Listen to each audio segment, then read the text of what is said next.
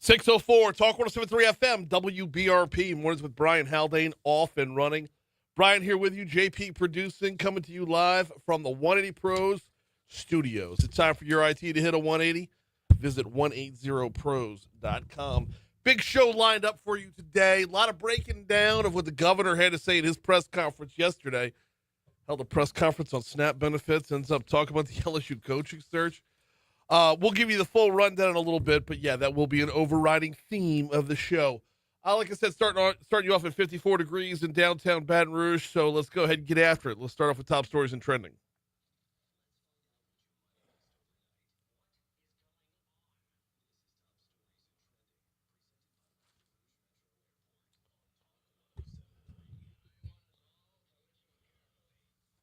Number 5.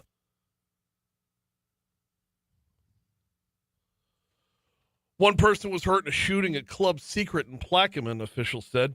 Law enforcement said the shooting happened at the nightclub along West Street around 8:15 p.m. on Wednesday. By the way, that is all the information that the Iberville Parish Sheriff's Office is reporting on this incident thus far. Number 4. After the firing of LSU football coach Brian Kelly on Sunday, Governor Jeff Landry told reporters yesterday the hiring process of the next Tiger football coach will not be conducted by LSU Athletic Director Scott Woodward. The governor made the comment during a question and answer part of a press conference on SNAP benefits during the government shutdown. We'll have that audio for you coming up at about 6:20. Number 3. And speaking of which, Governor Landry did say that disabled people, children, and the elderly will all get SNAP benefits for the upcoming month. During the special legislative session, a resolution was passed urging the Department of Health to use $150 million from its budget to backfill SNAP benefits for Louisiana residents who are elderly, disabled, and families with children for the month of November. Number 2. A search committee yesterday interviewed 5 candidates for LSU's next president before narrowing that down to 3 finalists.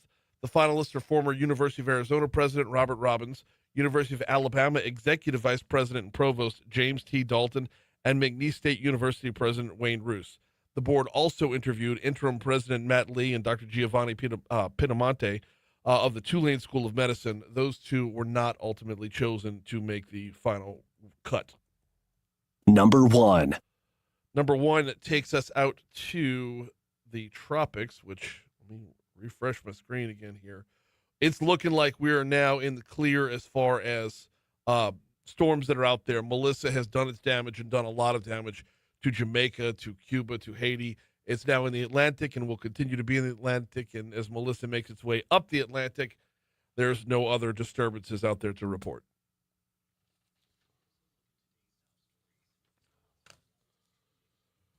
Well, not my circus, not my monkeys. Tulane says that 3 monkeys are still on the loose and don't belong to them. So, yeah, I was trying to follow that yesterday because they haven't found them. I don't know. They're like, how do you find a monkey in the woods? Right. 3 of them.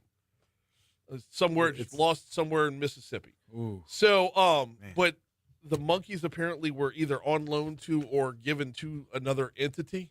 I don't know.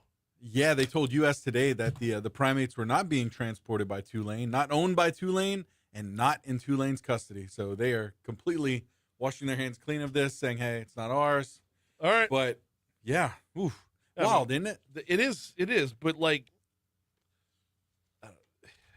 I'm just glad they're not infected. Remember when this first came out, it was, hepatitis, right, herpes, and they're COVID. Aggressive. Yeah, and they're aggressive. Oh, my goodness. So, yeah, if they're not infected, I guess that's a big plus. But, like, still, you got monkeys on the loose, man. All right. According to the Congressional Budget Office, the federal government shutdown has cost the U.S. economy in excess of $18 billion. Yeah. How about it? Man. Yeah. And we're on day 3. We're entering month 2. I know. Like, that's just insane. I didn't think it would last this long. Hopefully someone would have came there since.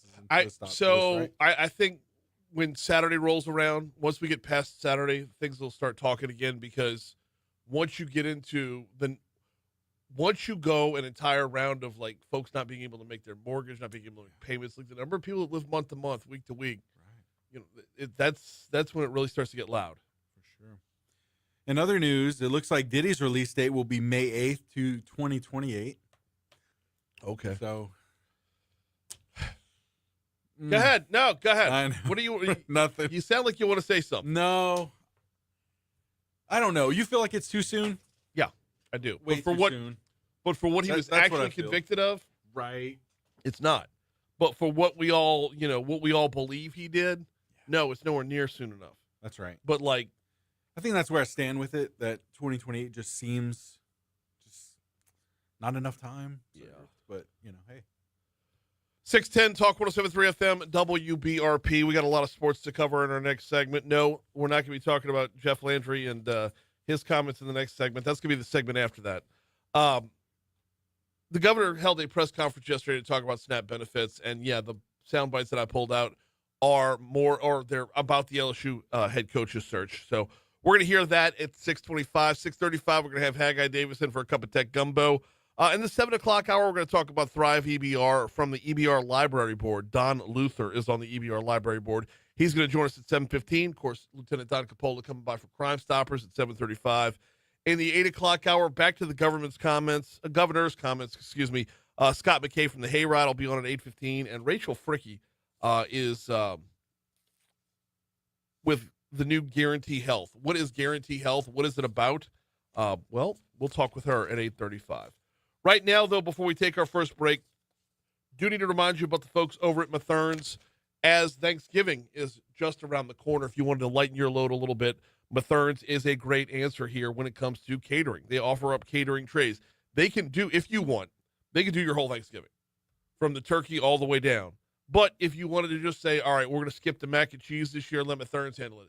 Or let Mathern's handle the green beans. Whatever your side dish is, they've got catering trays for it, and they can help you out along the way. So no reason to take on all of it for Thanksgiving. Hit up Mathern's.com, look up the catering there, or download the Mathern's app. They can help you there as well, and you're earning cash towards more groceries every time you shop. Love the app. Love the app. Love taking advantage of all the deals that they have out there. And you can too. Just download the Mathern's app today. I get my coffee.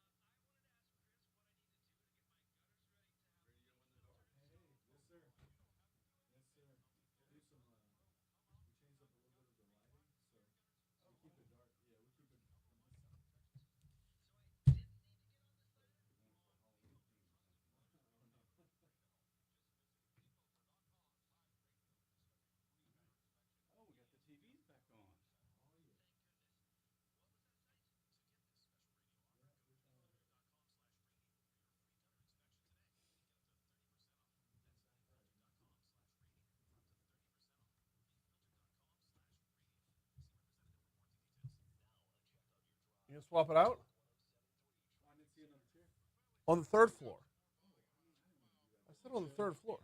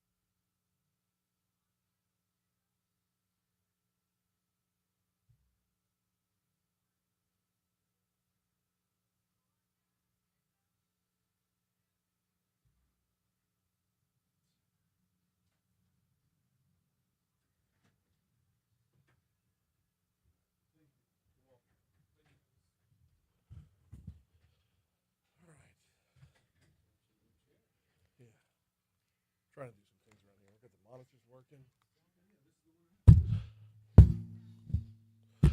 6:15, Talk 107.3 FM, WBRP, Mornings with Brian Haldane, rolling right along. We got a cup of tech gumbo coming your way about a little less than 20 minutes from right now. Hey, don't forget, Talk 107.3 is your new home for Ken Trahan's original prep football report. Get live in-game updates, a full statewide scoreboard, and check-ins with correspondents from every corner of the state. Friday nights this fall from 6 to 11 p.m.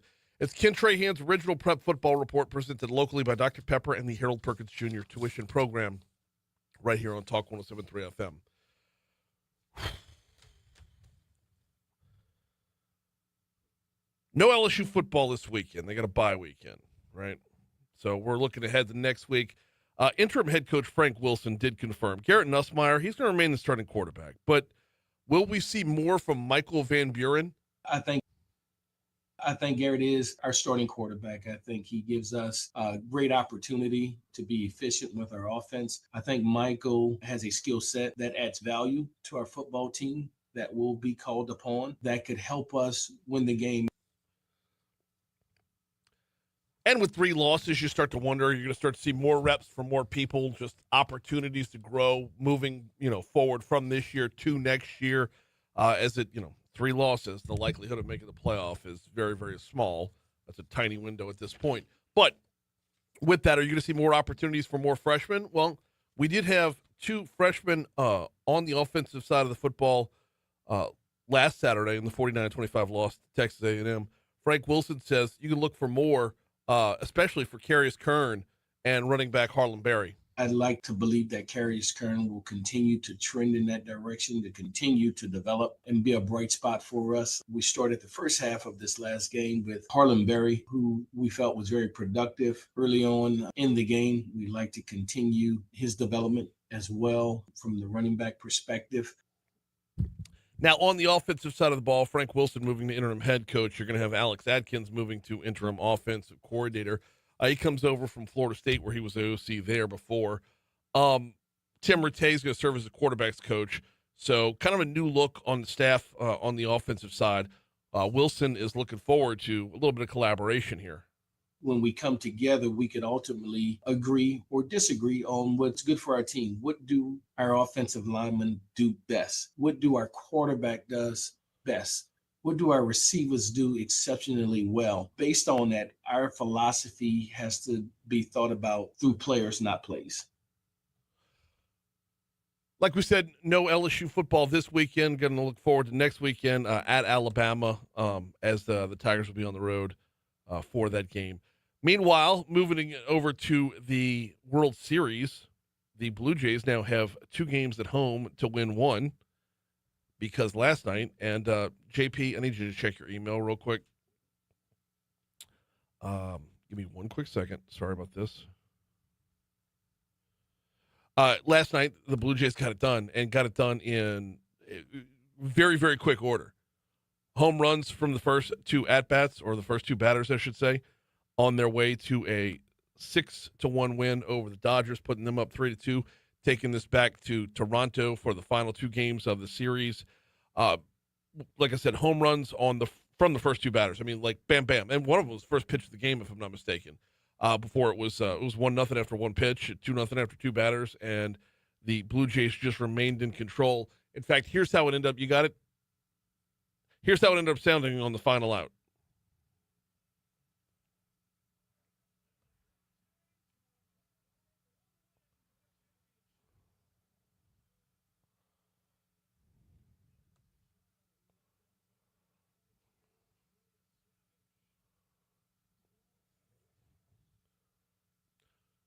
Trey Savage, 12 strikeouts on the night. It was a dominant performance by him, to be sure. So you got today off. They'll be back at it tomorrow night, 7 p.m. Dodgers at Blue Jays. That game, is, of course, will be on Fox.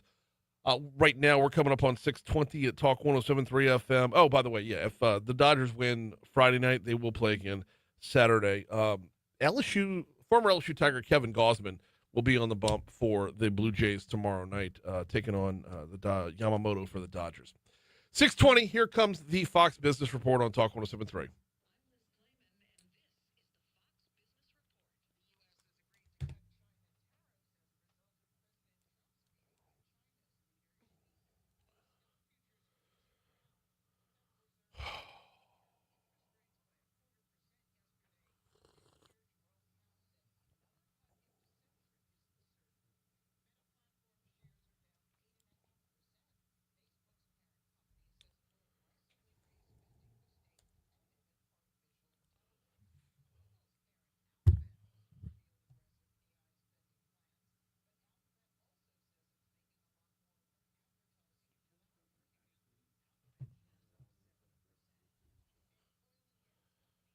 I don't know.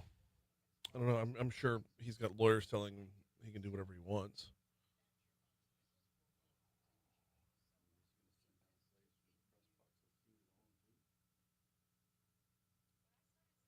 I don't know. It's just disappointing across the board. And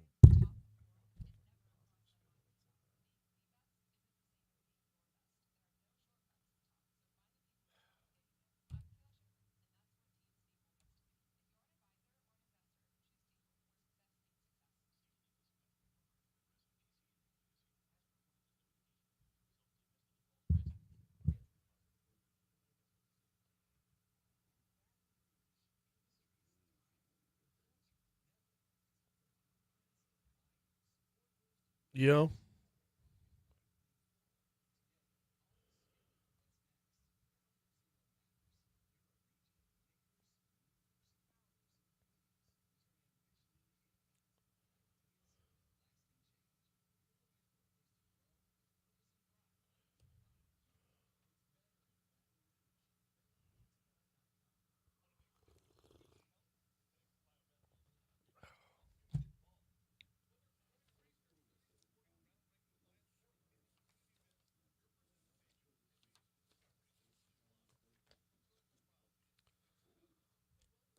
So I'm the one that brought him into Rotary.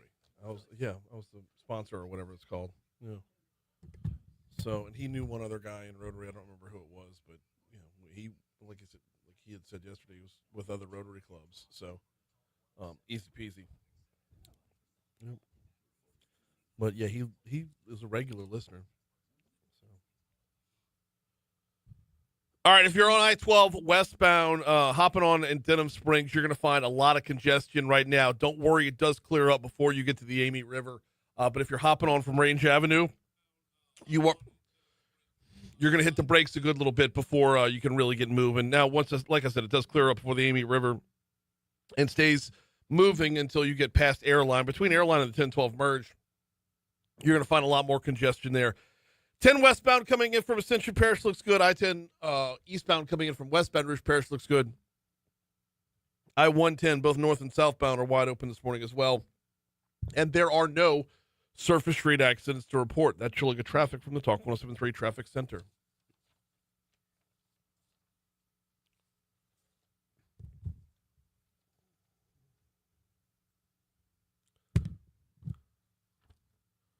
Whether it's Baton Rouge blunders or DC drama, Moon's got the hot takes and the hometown humor to keep you laughing and thinking. No fluff, no filter, just Moon being Moon. Listen to the Moon Griffon podcast and subscribe on all your favorite platforms.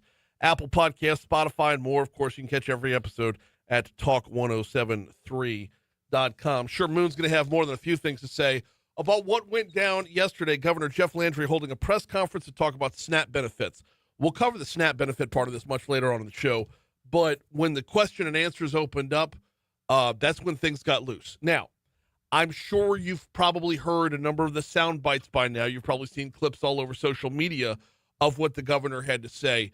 What I wanted to do here was the questions and responses to those questions about football or Scott Woodward. Number one, I don't know why they can't mic reporters at a gubernatorial press conference. I mean, we can mic reporters at the weekly press conference for LSU's football coach. Every Monday we hear it on our sister station, 104.5. It's like those reporters are mic'd. It changes the nature of a lot of things when you realize the governor's not just going off. He's responding to a question, okay? Now, that doesn't change everything, but it does kind of set the tone for, like, that's not why he went there in the first place. That's not what the press conference was about. But if you're asked a question, you're going to answer a question. So what I did this morning was I went into the audio, and you can it's barely audible to hear the questions. So I ran the questions through our little Adobe Audition here. I broadened out or made the reporters louder. So bear with it. You got to kind of fight through it a little bit. But I want you to hear the question and answers. This is broken down into two parts. Part one is a question with a follow-up. Part two is later on in the Q&A period with another question and another follow-up. So here is part one. Okay, on a separate topic, a lot of LSU folks are very happy about the Brian Kelly firing. Exactly what role did you play in that? Look, my role is about the fiscal effect of firing a coach under a terrible contract. Okay? All I care about is what the taxpayers are going to be on the hook on. I was also not happy with the fact that we were raising ticket prices while we were having a losing season. And we were paying a coach $100 million, and we were not getting the results. Now, look, I have no animus against Brian Kelly. I don't dislike Brian Kelly. I've even dinner with him. But I think that it had gotten to the point, and I think they realized that, that the spirit of the team needed a change. And so that change was made. And we're going to move on. We got a lot of big things. We're without a president right now at LSU. And I'm hoping that the Board of Supervisors gets us one very quickly. Did you host a meeting at the governor's mansion on Sunday night about firing Brian Kelly? No, I hosted a meeting at the governor's mansion to talk about the legalities, to talk about the costs, to talk about who pays for it, to talk about what's the effect of it. And that is exactly what it was, a meeting to discuss the legalities of the contract. Thank you. Okay. Tell you what, I'm keeping an eye on the clock. I think we can get in part two right here as well. JP, if you wouldn't mind, part two, questions come from a different reporter. Will you make sure the next contract and the next football coach at LSU is not ridiculous, and will you have something to do with the search for that coach? The first question is absolutely correct. We are not going down a failed path. And I wanted to tell you something. This is a pattern. The guy that's here now that wrote that contract cost Texas A&M $70-something million. Not really. Right now, we got a $53 million liability. We are not doing that again. And you know what? I believe that we're going to find a great coach. I mean, maybe we'll let President Trump pick it. He loves winners. You know? I'm not going to be picking the next coach. But I can promise you, we're going to pick a coach, and we're going to make sure that that coach is successful. And we're going to make sure that he's compensated properly. And we're going to put metrics on it. Because I'm tired of rewarding failure in this country and then leaving the taxpayers on the foot, to foot the bill. So, yeah, I absolutely. Be selecting the next coach? Who's that? Scott Woodward. No.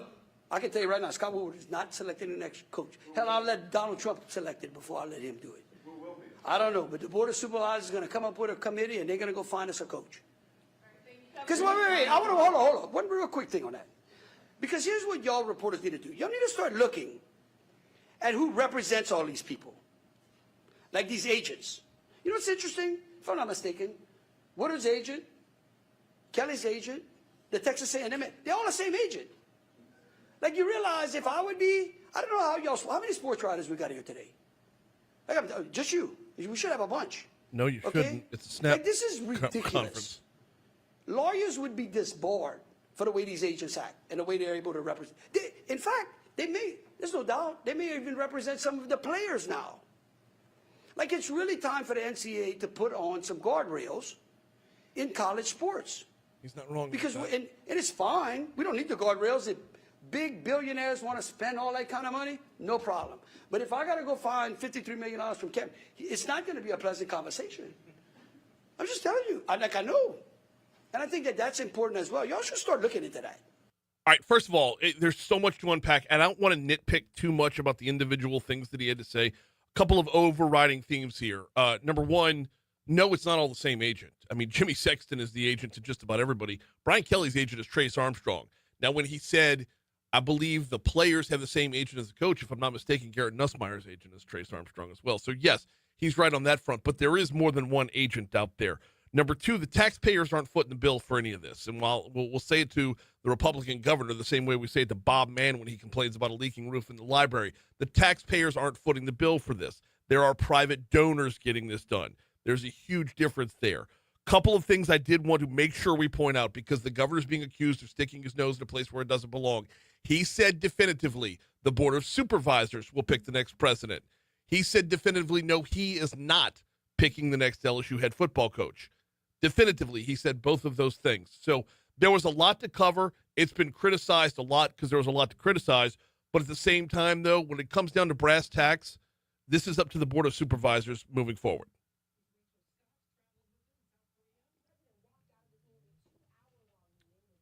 Didn't the Board of Supervisors approve Brian Do what? Didn't the Board of Supervisors approve the Brian Kelly contract? Yeah. Yeah, they have to sign off on that. That's So why are you blaming Woodward for something the Board of Supervisors signed off on?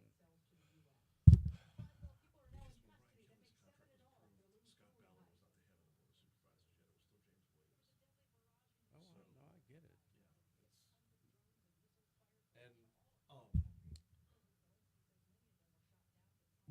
Scott Woodward is not to blame for Jimbo Fisher's. First of all, I don't give a shit what Texas A&M boosters have to pay. We all need to stop acting like we care.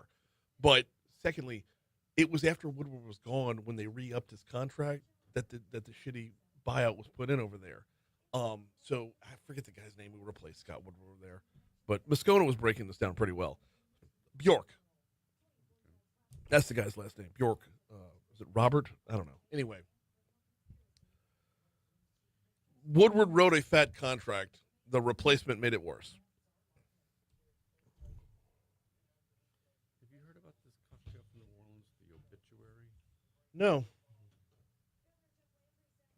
The New York Times article. This is this 80-year-old cocktail that's making 85-year-old cocktail that's making a comeback. It's gin, vermouth, and absinthe. I have a bottle of absinthe at home and I have not opened. Probably should. I'm sure the cork is dried out and gone by now, but you ever had absinthe? Well, maybe. Yeah, I think. I have tasted it once. Well, I love it. Small doses, and you need a lot of sugar. Pour it over a sugar cube to enjoy it, but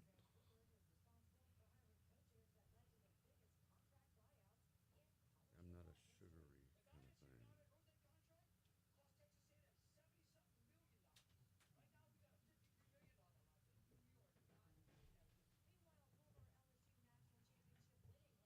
The other thing is Brian Kelly's going to be coaching at UCLA or Penn State next year, and he's not going to cost LSU anything when he gets a new job. already negotiated it down to $27 million. And the check was cut by the hedge fund guy out of California.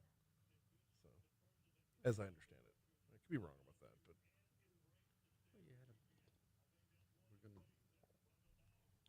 Well, you can do the annuity for the next 6 years or take a one-time now. What do you want? right. I would personally want the annuity, but You take the $27 million invested, you got more than $53 million after 6 years. could be. Oh yeah, it's like winning the Powerball. You always take the upfront money, don't take the Powerball, you take the upfront money because you don't know when the government's going to flip on its side and decide we're not doing the lottery anymore.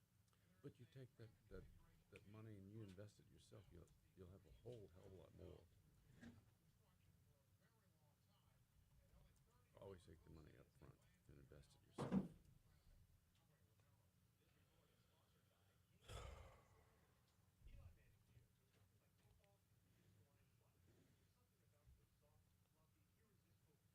Ross Bjork, not Robert Bjork.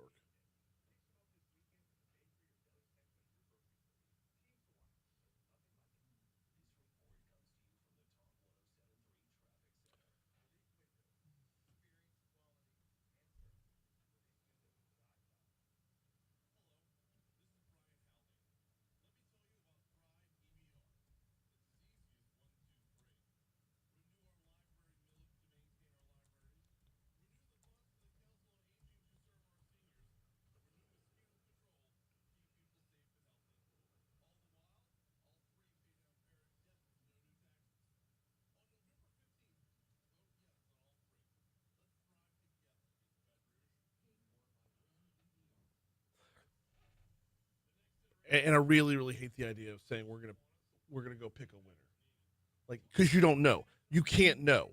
At the time that Brian Kelly was hired, if I'm not mistaken, it was him and Kirk Ferentz as the winningest active football coaches.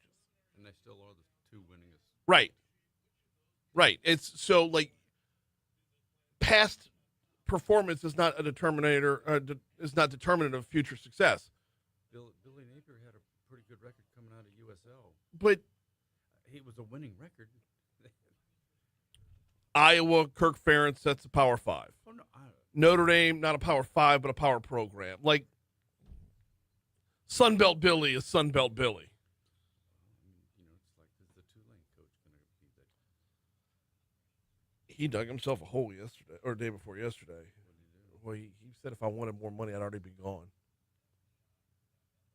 It's like, bro, you're going to have like 8 different universities calling you, and they're all going to be offering you millions upon millions, and now you're going to look like a dickhead. No, so he wants to come coach for $250,000 a year. Yeah. Great. He's smart too, man. Did you guys see where Coach O said he's only one phone call away? Yeah. So I'll get my truck. I'll be right there. Yeah.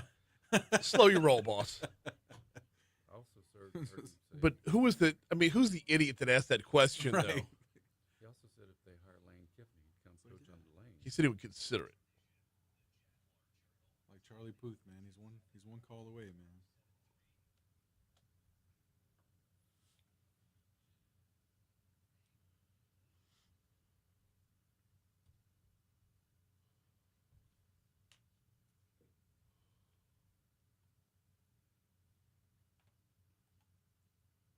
So I'm gonna be doing the keynote giving the keynote tomorrow at the LSU, Louisiana Small Business Development Center. So I just want to give a quick shout out. Yeah, absolutely. Let's talk about that. That's awesome.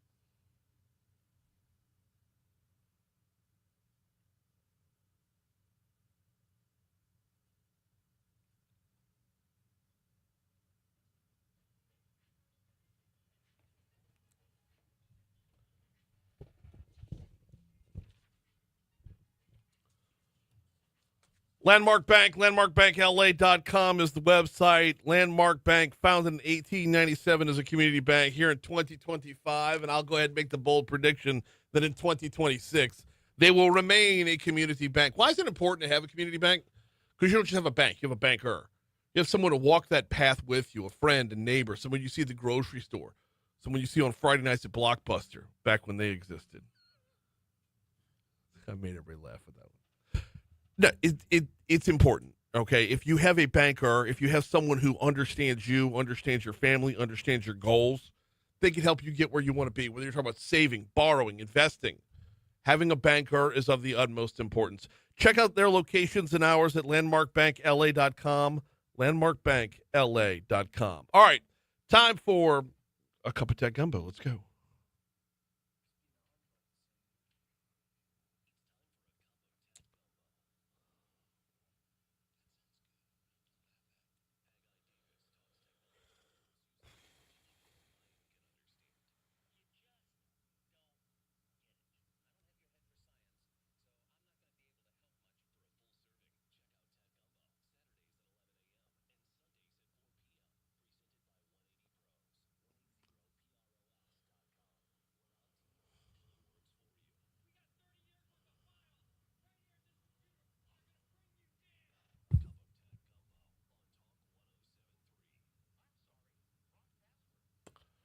What's happening, Haggai?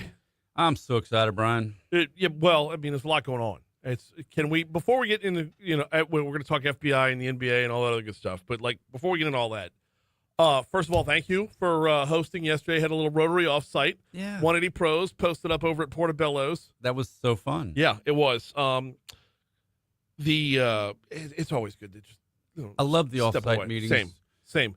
Although I will say this though, I kind of want to be at Shell's headquarters though. Like, I mean, that would have been, like inside the belly of the beast, to see how things work and see the movement and the motion and everything that y'all have to offer. It's easier to go to a restaurant. Our conference room's not that big. It only seats about 6 or 10 people. Well, fair enough. So it's easier to go to a restaurant like Understood. It's just that well, I mean, I'm bought in because 180 Pros sponsors the studio, 180 Pros sponsors the show, so I always want to learn more. that. Absolutely. But nonetheless, Portobello's does a great job. Oh, yeah. Well, and so for those of you who don't know, the Rotary Club of Baton Rouge, we're the 5th largest Rotary in the world, almost 500 members. 3 times a year, we go to these off-sites where we have about 10 to 15 people in a room where you get to really know the other members of the club and get to talk about different things. And because when you're in Drusilla with 300 people sitting around, it's tough to have those really nice conversations. It is. And so it's a real cool event. Very much so. You got something on your calendar for tomorrow before we get started. I do. I'm going to be giving the keynote tomorrow at the LSU Cybersecurity Clinic at the Louisiana Small Business Development Center out on Innovation Park at the South Campus. It's 8:30 tomorrow morning. You can Google LSU Cybersecurity Clinic or the Louisiana Small Business Development Center's site. It's 8:30 to 11 o'clock. I'm going to be talking about cybersecurity in the age of artificial intelligence. Okay. Yes. Do we get any sneak previews of where that goes? No, you got to come out and all hear.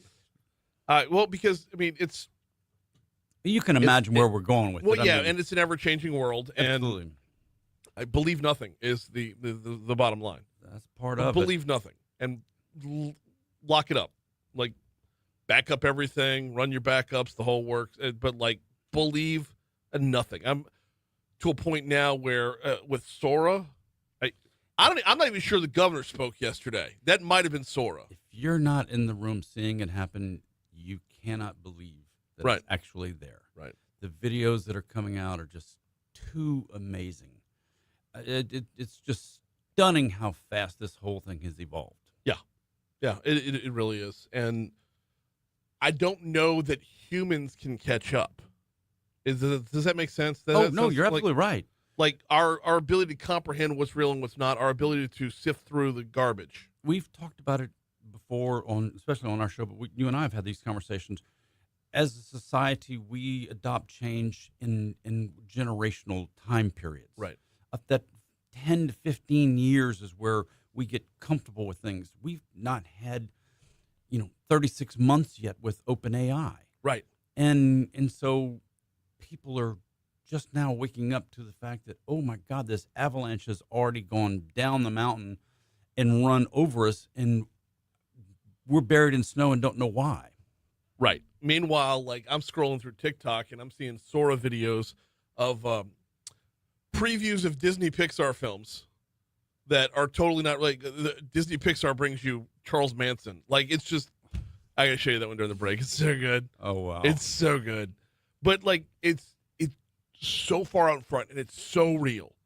It's real looking. So it's it's a lot to catch up with. Hey, we got a lot to cover this morning. We have to start off with something that I don't think we've ever talked about before, and that's Texas Hold'em. The FBI and the Department of Justice took down what they say is a sophisticated tech-driven gambling ring in New York City, run by organized crime families and NBA players. So far, 31 people have been arrested. A handful of them, like Chauncey Billups is in that number, the head coach of the Trailblazers. Damon Jones used to be with the Cavaliers and the Heat.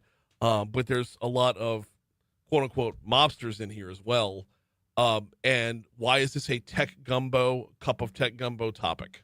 So this is the story that Tony Soprano would be envious of. The executive card game. You betcha. Mr. Sinatra Jr., sir. So they had these really high-dollar people, and they were called the Fish. And then they had the NBA players, and they were called the face cards. So the NBA players would put on these special contacts that had filters on them so that they could see markings on the back of the cards. And that way, if the Fish, the really high-dollar people that are bringing all their money to come lose to the NBA players, you could see, oh, they've got cards I need to fold. And then they were also using cards that were specially marked. The tables had X-ray. They had Wi-Fi enabled capabilities so that people around the room could see what was happening with the cards that were coming across the table. And they were giving hand signals. They would hold a chip in one direction or hold it another way to fold it, to bet big. They were giving all these signals to each other. And these people were losing millions of dollars, and they were obviously very happy about it because they were sitting next to Chauncey Billups, one of the NBA guys. And so it's a tech gumbo story because they were using these technologies that were just unbelievable to take down these people. Let's talk about the X-ray lenses or whatever. I'm not going to understand the tech behind this, the science behind this, to be able to see through a playing card, but not through it all the way, but what's on the other side of it. So there was a marking on the back of the cards that was used with a very special ink that you had to have this filter on the contact lens that you put in, so that you could see that marking and you could know if it was an ace, if it was a king. Right. So it's not like you could visibly see that it was an ace or a king. You could see the cards that were marked as such. But Gotcha. you had to be wearing the special contacts. Right. The tables, each one of the cards had a little chip in the card. So as the cards went across the table, the people standing around could see what cards were moving across the table and could develop, and they could see over there, okay, that guy's got 2 aces. And, so they would give a signal. If the guys with the contacts didn't pick up what was on the cards, the other people around the table were giving the signals to let them know what was there. That's why they call them fish, man. Fish in a barrel. I mean, you're coming at them from multiple angles, between the X-ray specs, the markings, the coordination between the players. This was just an all-out, it's a poker massacre. I mean, this is a Hollywood movie kind of thing. Yeah, and not just The Sopranos. This goes. The executive game was a lot less technically proficient than this. We're going to break. We'll pick up on the back end right now. We got a break on air. We're going to talk. Got Your Money Now coming your way. We have traffic coming your way. We'll continue next. I need more coffee.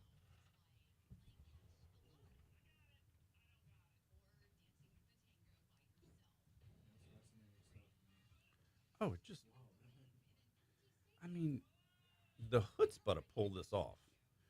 I mean, so if you're this NBA Hall of Famer, and you're hanging around with the mob to do this, it makes you wonder,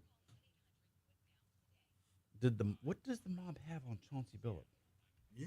Was Chauncey doing things in the NBA that... Fucking leave it there. Leave the cheese there. I love having cheese in my fucking feet. I'll put fucking mozzarella in my socks so I wake up smelling his sister's crotch in the morning. But I was, Fucking now I'm losing my balls over here. Was Chauncey Billups... Was he doing things when he was playing, and that's why he's hanging around with the mob guys? That's the bigger question. Is what was he on the hook for? I mean, what was he doing that they had to... Right. And how far back does it go? Yeah. It's wild, man.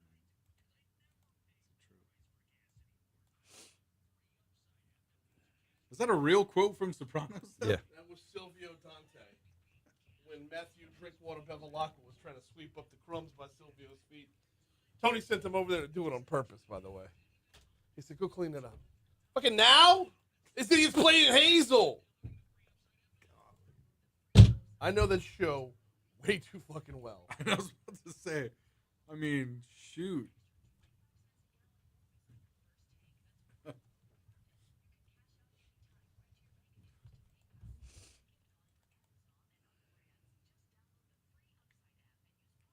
So what's this Pixar thing? What do we Isn't it crazy though? Like you watch videos now, you're looking for Sora's logo on the video now. Because you can't trust anything. You just,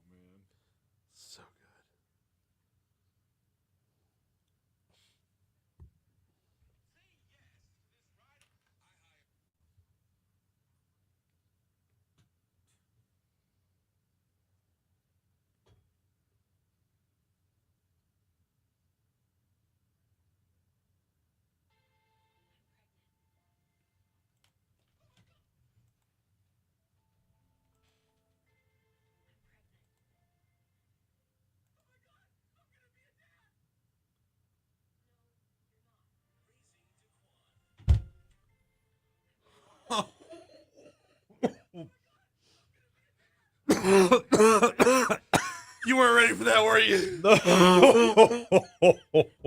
Just hearing it, it's like, oh my gosh, man. Poor Andy. Oh, That's Andy from Toy Story, right? So. I mean, oh. just hearing it's like, that's so disturbing. Oh.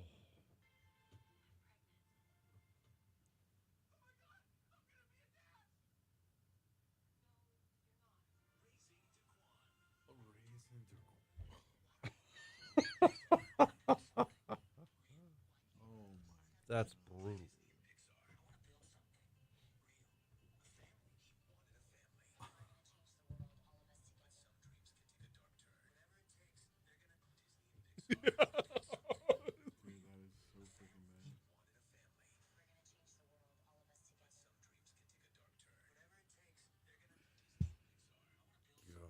See?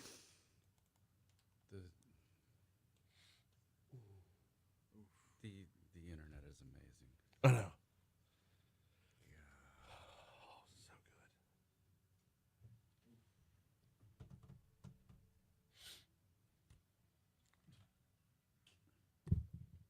No, you're not. No, I can't. I can't be on mic right now.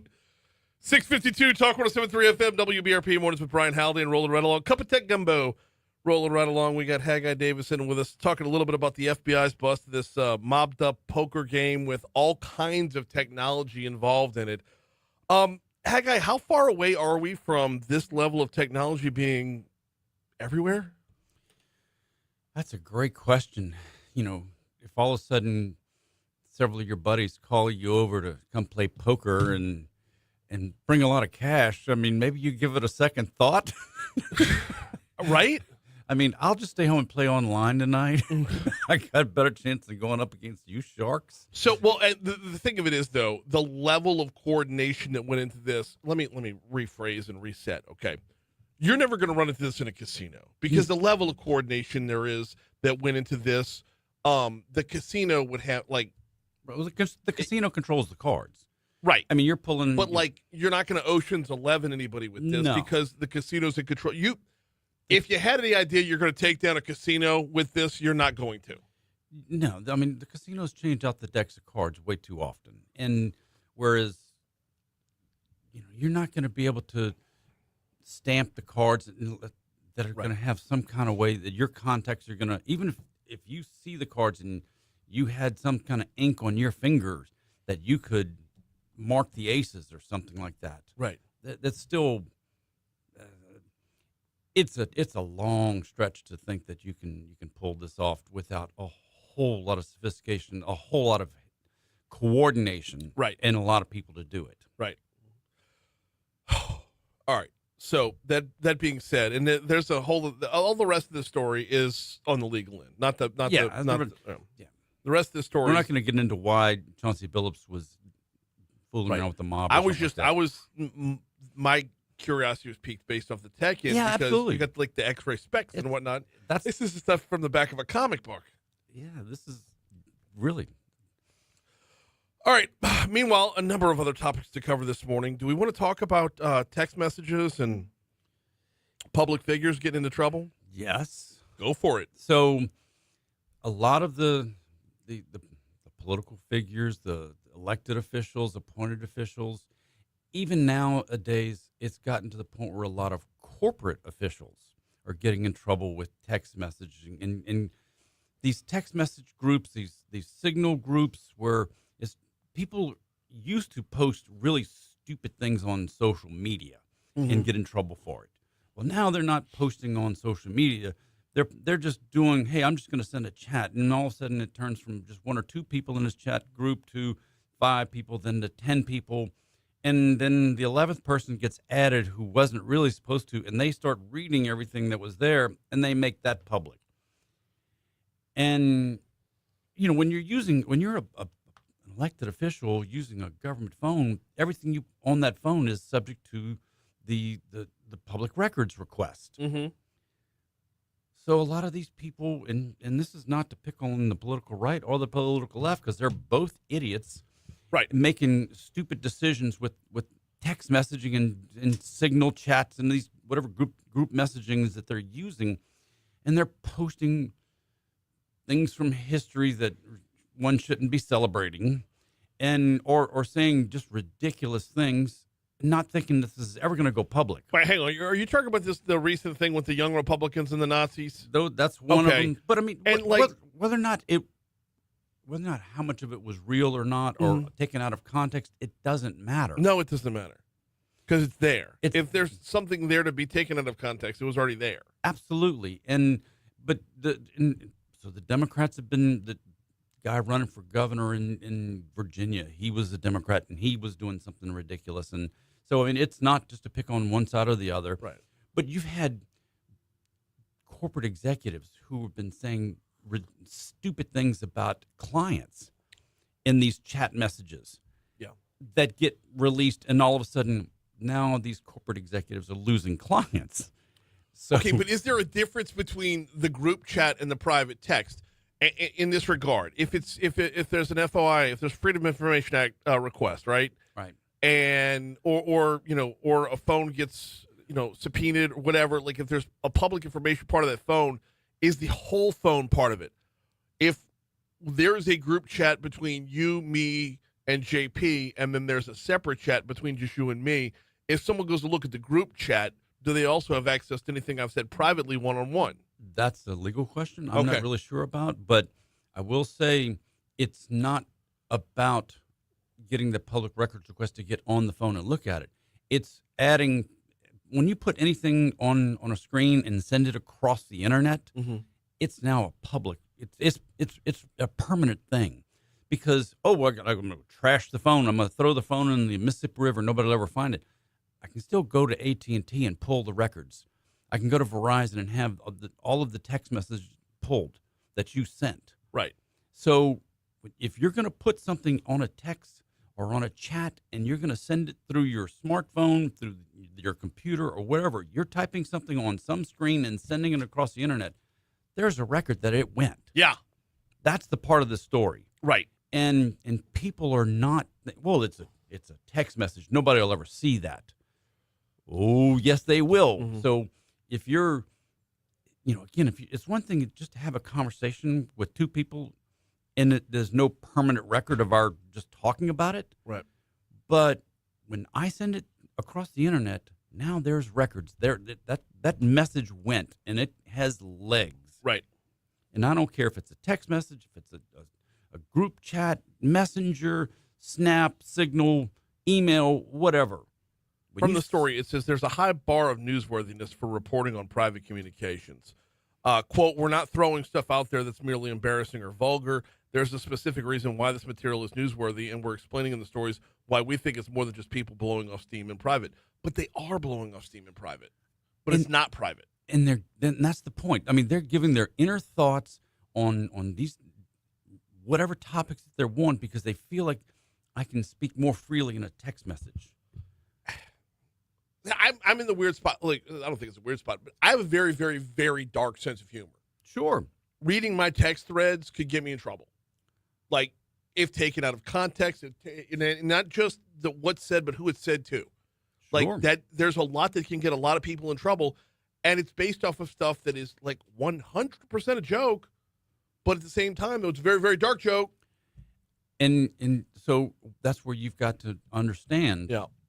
Is it okay, Never. I mean, the answer is never. He's Haggai Davis. You catch a full serving of Tech Gumbo Saturday and Sunday right here on Talk 107.3 or anywhere you get your podcast on demand. Always appreciate the time. You bet. Sorry, that one snuck up on me on the back end.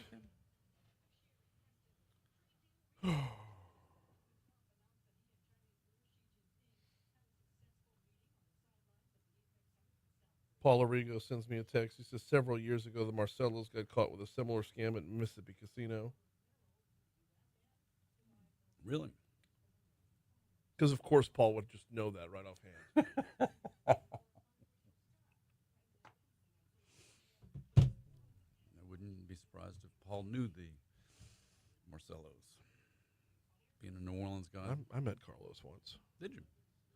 I was freshman or sophomore in high school. Well, no, a buddy of mine had just got his driver's license, so I'd have to be a sophomore in high school. We were at Fazio's in Mandeville. Name sounds familiar. Yeah. Used to be a seafood restaurant. Anyway, it's like maybe 6 months before Carlos passed. Maybe a little bit more than that.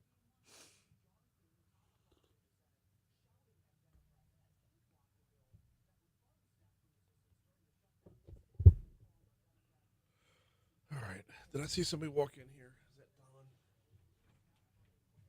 It's kind of early for him.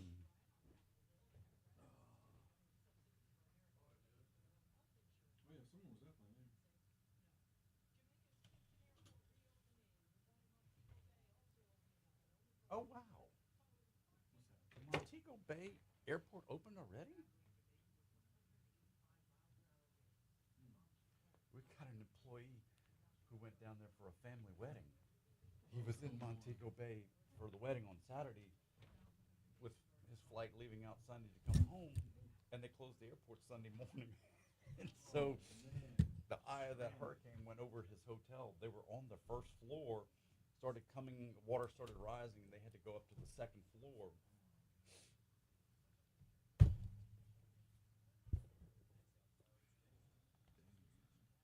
They just said the Montego Bay Airport's opening today. Yeah. For relief stuff. Not for public flights yet. Not to get the people out? Not as I understand it. To get relief in. Well, my information is a good 3 hours old by now. I heard this in the 4 o'clock hour. So it's just fascinating. They had two families from Baton Rouge down there for weddings. Morning. Good morning. Morning. Yeah, that is crazy. I mean, the odds, and to have both of them. A couple of years ago, Kim Mulkey brought the women's basketball team down on Montego Bay. We did a whole contest on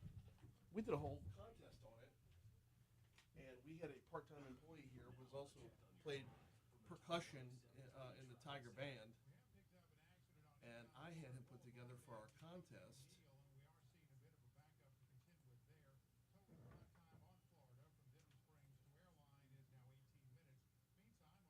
Jamaican Tigers. Put it in the queue. Nice.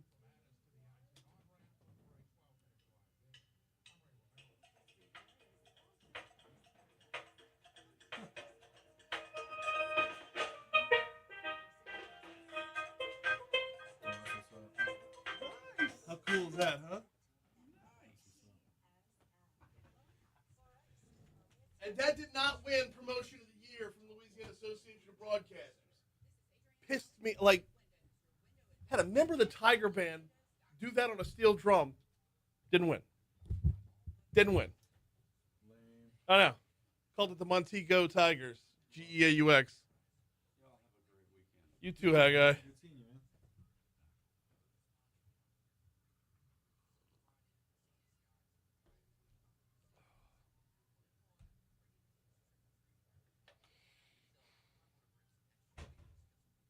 So if that's your next guess, I don't know who the other guy was. Me neither. Well, no, that's 7:35. Oh, okay. So.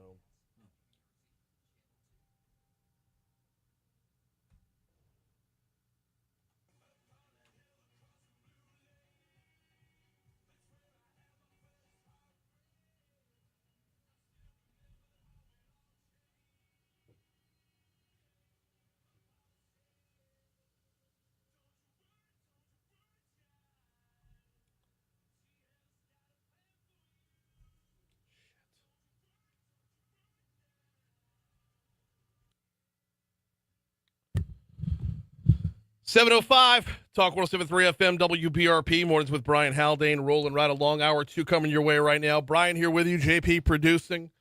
Busy hour this hour. We're going to talk Thrive EBR with the Baton Rouge Library Board. Don Luther from the Baton Rouge Library Board going to join us in our next segment.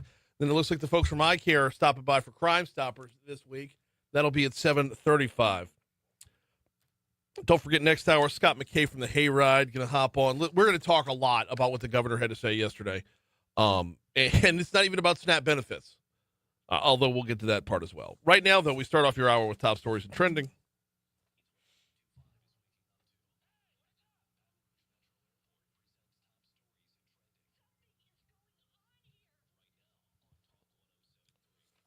Number 5. One person was hurt in a shooting at Club Secret in Plaquemine, officials said. Law enforcement said the shooting happened at the nightclub along West Street at around 8:15 p.m. Wednesday, and that is really all the information that has come out from the Iberville Parish Sheriff's Office on this matter up till now.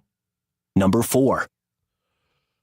After the firing of LSU football coach Brian Kelly on Sunday, Governor Jeff Landry told reporters yesterday the hiring process of the next Tiger football coach will not be conducted by athletic director Scott Woodward.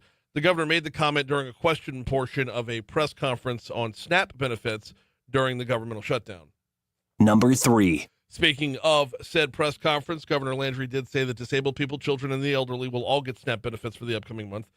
During the special legislative session, a resolution was passed urging the State Department of Health to use $150 million from its budget to backfill SNAP benefits for Louisiana residents who are elderly, disabled, and families with children for the month of November. We talked about this with State Representative Jack McFarland yesterday. That conversation is available on demand at talk1073.com. Number 2. Search committee yesterday interviewed 5 candidates for the next LSU president's position before narrowing them down to 3. Those 3 finalists are former University of Arizona President Robert Robbins, University of Alabama Executive Vice President and Provost James T. Dalton, and McNeese State University President Wade Roos. The board also interviewed Matt Lee, who's serving very well as interim president, and Dr. Giovanni Piedamonte, I hope I'm pronouncing that right, of the Tulane School of Medicine. Those 2 did not make that final cut. Number 1. Well, Melissa looks like it's done with all the landfall, just absolutely demolished Jamaica and then hit Cuba and Haiti yesterday. Now Hurricane Melissa, is in the Atlantic Ocean, where she will stay and continue to go north to northeast, moving along. As of, roughly, about 8 minutes ago, the new numbers came out on Melissa, and maximum sustained winds are 105 miles per hour right now, moving north to northeast at 21 miles per hour, will remain a hurricane well into the weekend, I should say into Saturday, and then we'll start to dissipate beyond that, but also by that time will likely be probably parallel with Canada. It is worth noting, in the overnight hours tonight and tomorrow, it should pass over Bermuda as well. So, and outside of that, no other tropical activity is going on right now.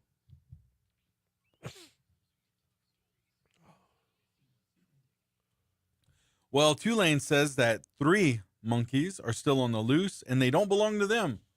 Okay, so who do they belong to then? That's what we want to know, Right? I would like to know. Man, we just know there. We know there's 3 monkeys somewhere in Mississippi. They're out there. Now, we've learned that they weren't infected with anything, right? Is that right? That's still correct. Still aggressive. Yes. Yeah, still aggressive, but Nonetheless. not infected with anything. Yeah, which is good. Yeah. But Man, yeah, it's amazing how many times this story comes up, because like growing up in Covington, I had to live this.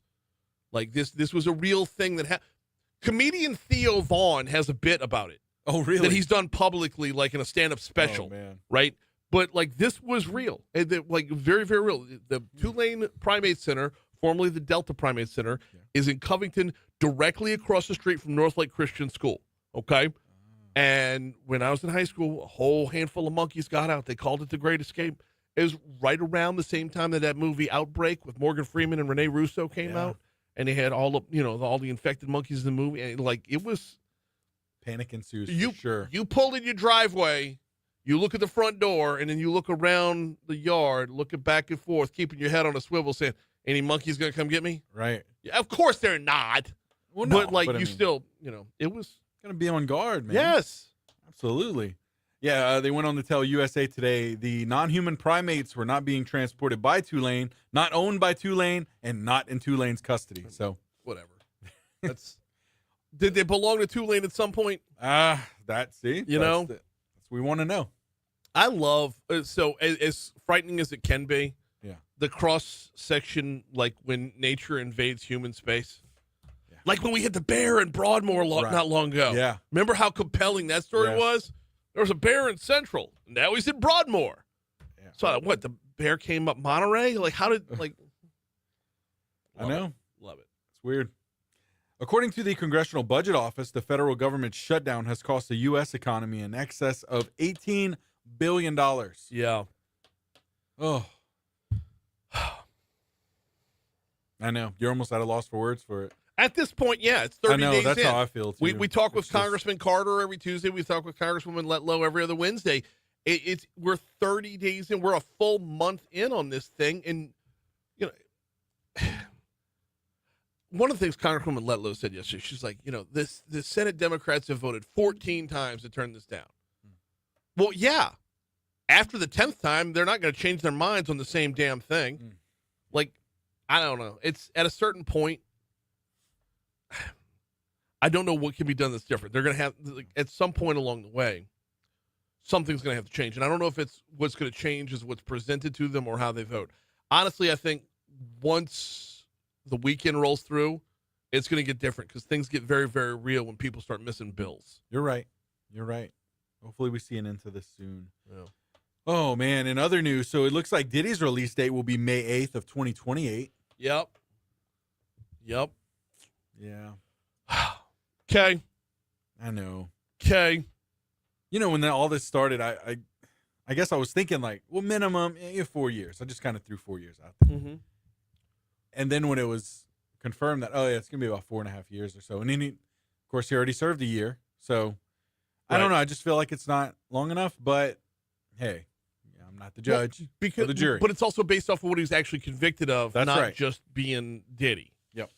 Not just, all the gross things that, just absolutely depraved things we heard about was not what he was convicted of. That's right. So, all right. We're at 713 to talk 107.3 FM WBRP. Before we take our break, got to remind you about 5-Star Printing and Signs. 5-Star Printing and Signs, they bring you this day in history every day, and they're here for your business. Printing, signs, banners, mailings, graphics, vehicle wraps. If you go to printshop5.com, cups, pens, can holders, coffee cups, whatever you want to put your logo on, they can help you out at printshop5.com. They got the banner right across the top there.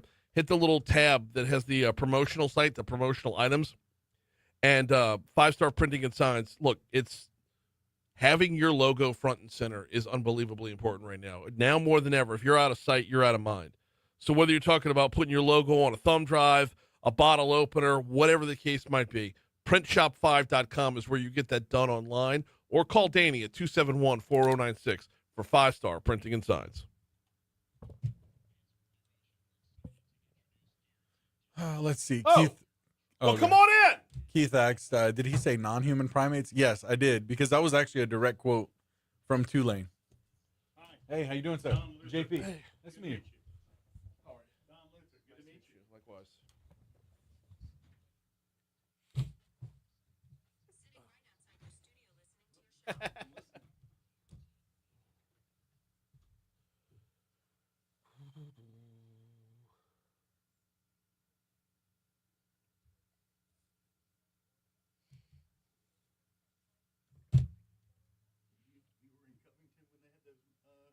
Yep, grew up there. Yep, grew up in Covington, went to St. Paul's. One of my dad's students was working there and got bit by one of the animals and died from the monkey bee virus. Really? He was a vet student under my father. Now, obviously, 30 years pass and it's going to get exaggerated a little bit, but the only thing that I remember how scary it was, but we never really thought about the monkeys would have had to physically cross a river to get to our side of Covington. Yeah. Like they were on the other side of the Chifuncta. They can do, well, there's bridges too, Yeah. but like there's a lot of parts of the Chifuncta where you get the trees going over the head and whatnot.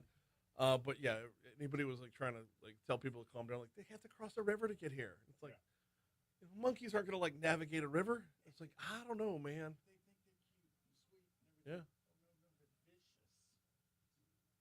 So. Yeah, I'm trying to remember. I thought it was in '94 when that happened, but I looked it up and somebody said '96. If it was '96, it would have been I was already at LSU. But I remember, but I was going home regularly on the weekends and whatnot.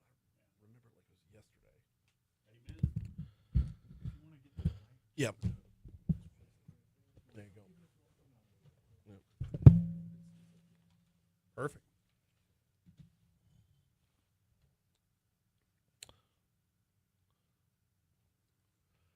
716, rolling over to 716 and talk 107.3 FM, WBRP, mornings with Brian Haldane, rolling right along. Tell you about Breck in a little while. Before that, though, coming up November 15th. Actually, coming up next week, early voting should be open. But coming up November 15th, we're all going to go to the polls. And when we get there, you're going to find 3 items on your ballot that make up Thrive EBR. It's not going to say Thrive anywhere on there, but this is what the makeup of it is. It's 3 different propositions that will help change the face of, or help change how we operate in Baton Rouge by freeing up some dollars to move around, much needed dollars. Joining us now to talk about this, Don Luther is with the EBR Library Board. How are you, sir? I'm doing well. Thank you for having me, Brian. Now, I appreciate you coming in this morning, because the more we can talk about this, the more we can just go back and forth over what Thrive actually is, what it's going to look like, and what it's going to do. I think it's a good thing. And talking to those who have already actively made the decision to, like, from the library board's perspective, you're deciding to forego a little money in order to help out. I mean, in order just to make sure that and more than a little. Oh, yeah. So, okay, let's talk about that. Let's talk about numbers first, and then we'll get into some of the other details. What from the library's perspective, what are we doing, or what are we aiming to do, and what brought us to the decision to do this? Well, we had a renewal coming up. We've been doing our millage for the last 30 years at 11.1 mills. And we were coming up with this tax election. We knew it was coming. We were going to present a little bit of a break on the millage. And it came about that the mayor's office asked us if we would continue to request the 11.1 mills, and that we would take 8.3 of those mills for ourselves, and we'd leave 2.8 for the city parish, so that they could get out from under some debt and deal with some expenses, so that our new mayor could go ahead and try and make his budget work. Why does it take a vote of the people to do this? And so, like, if this money goes to the library or the library board, why can't the library say, this is what we want to do with our money? It's a dedicated millage that's already been to the people, and they've said that this money is to be spent specifically on the library for library services. So we have to go back to the people in order to, one, renew our millage at whatever mills that we want, but also in order to be able to give up the money that we've negotiated with the mayor's office, so that they can get out of some of their debt and continue to get some new revenues, so that they can help bring the parish forward. We've got Don Luther in with us from the EBR Library Board. Now, mosquito abatement and council on aging are also involved in this, but the biggest chunk is coming from the library. Correct. We're giving a lot of money to the city parish. Okay. I've got to ask the question. If you can afford to give the money, then, like, why did it take till now to get this done? The money was specific to the library, and the library, as it collects the money, we're a pay-as-you-go agency. In other words, if we build a building, we've saved our money, and we pay for that library day one when it opens. It's free and clear. We own it. Right. So that's the way that we've operated for the last 30, 40 years, and it's the way we continue to operate. We're going to have to postpone some things, slow our roll a little bit, which we're not going to be building any big new libraries, and we weren't planning to in the next decade. We don't need to right we now. Don't We've need got to. Gorgeous libraries in Baton Rouge. Gorgeous. Wonderful. We're state of the art. We're Yes. STAR approved, and we've got the best libraries in the country. Yeah. I'm over at the Goodwood Library quite frequently. I love that place. I want to find the person who mapped out the parking lot and beat them with a hose. But other than that, the library is absolutely perfect. That was part of getting our STAR accreditation, was that we had to have it mapped out in a certain way and do some things. I agree. It could have been done more conveniently, but to get that STAR accreditation, we had to make some compromises on that parking. Understood. Well, I mean, not the parking itself. I mean, just getting in. I understand. The fact that when you're headed on Goodwood, the first right, you want to make a right into the parking lot. That's an exit. Thank you for bringing that up. The mayor's office has told us that they're going to help us correct that specific issue and make that a better turn. We had problems trying to get it corrected before. This mayor has said that he plans to help us get that corrected. I will go out. I will go rent a jackhammer personally and help out with that. Absolutely. Just if for no other reason than the number of people. when did the Goodwood Library open up? Oh my Lord! Like when its new version? Yeah, it's almost 10 years old. Close so, to a decade, right? Yeah, and people are still breaking at that first one. absolutely. Like 10 years later, people are still breaking at that. Like it's an exit. Anyway, it feels ready. So, but this kind of lends to the point of like why it's important to reiterate information. Okay, Correct. So when we get to the polls on November 15th, there's nothing on the ballot that's going to say Thrive. Nothing. What are we looking at from your perspective, from the library perspective? Proposition number one Okay. is going to be the library. And I ask everyone to get out and vote. And keep in mind that they're going to have several opportunities to vote before the November 15th date, starting this Saturday, on the 1st, I should say, and going through the 8th, they'll have early voting. So please take the opportunity to do that. A lot of people aren't thinking necessarily that far ahead, but we've got 2 games. We got Southern's game on the 15th, and we've got LSU's game. I think we're playing Arkansas. So we need to try and get out early. That way you're not under a crunch on actual election day, the 15th, to get out and try and get your vote out. And I ask you to please, anyone that's out there listening, to get out and vote early, and please vote yes on all 3 propositions. I'm proposition number 1. For the East Baton Rouge Parish Library. With this proposition, with moving this money over, just a few of the items that it's going to help out with budget-wise. Budget-wise, okay. Well, there's going to be a one-time lump sum of money that's going to be going towards paying down parish debt, city parish debt, but parish-wide debt. And in order to pay that debt down, that will open up revenue for the city parish of about $19 million a year that they can spend towards other things to get moving. Stormwater is one of the things that they've told us that they're going to spend it on. Yeah. So that's great. It also will dedicate 8.3 mils to the library so that we can maintain our libraries and keep them at the highest level possible. I told you earlier that the libraries have a pay as you go, and that's great. And you asked that, why do we have so much money out there? And what were we going to do? Why didn't we do it sooner? Well, the best practices for the city parish say that we're supposed to have 2 years on reserve, where when we get paid at the end of the year from all the taxes that are collected, we've got to have 1 year for next year. Okay. But the best practices say that we should have 2 years in reserve. And so that's why there was so much money. We were following the best practices as, I think, the only parish, part of the parish government that actually is following that and then doing the pay as you go. So, well, and that's because, and I'm saying this with, yes, y'all are following best practices, but at a certain point, best practices look like a luxury.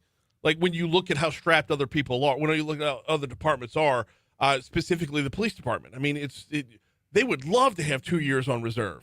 I mean, we're short on cops, we're short on dollars, we're short on all of it. So this is that happy medium that you're saying the police department, Hiller's office. Oh my goodness, yes. Oh my Lord, they need money. They're way behind and way understaffed. So yeah, no, we get that, and that's why when we got to sit down with the mayor's office, we realized that yes, this was a bad look.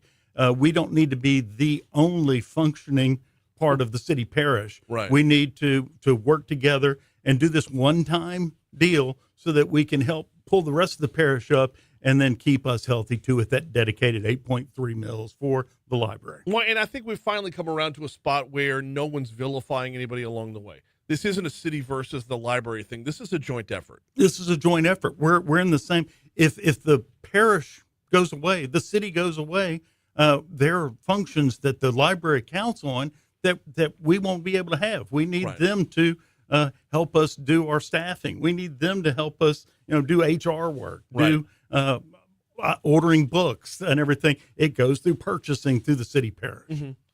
We've got Don Lutheran with us. He's on the EBR Library Board, talking about Thrive EBR, which is coming up on November 15th, and an early voting before that. And just trying to reiterate the point that the word Thrive is not to be found on your ballot once you get in there.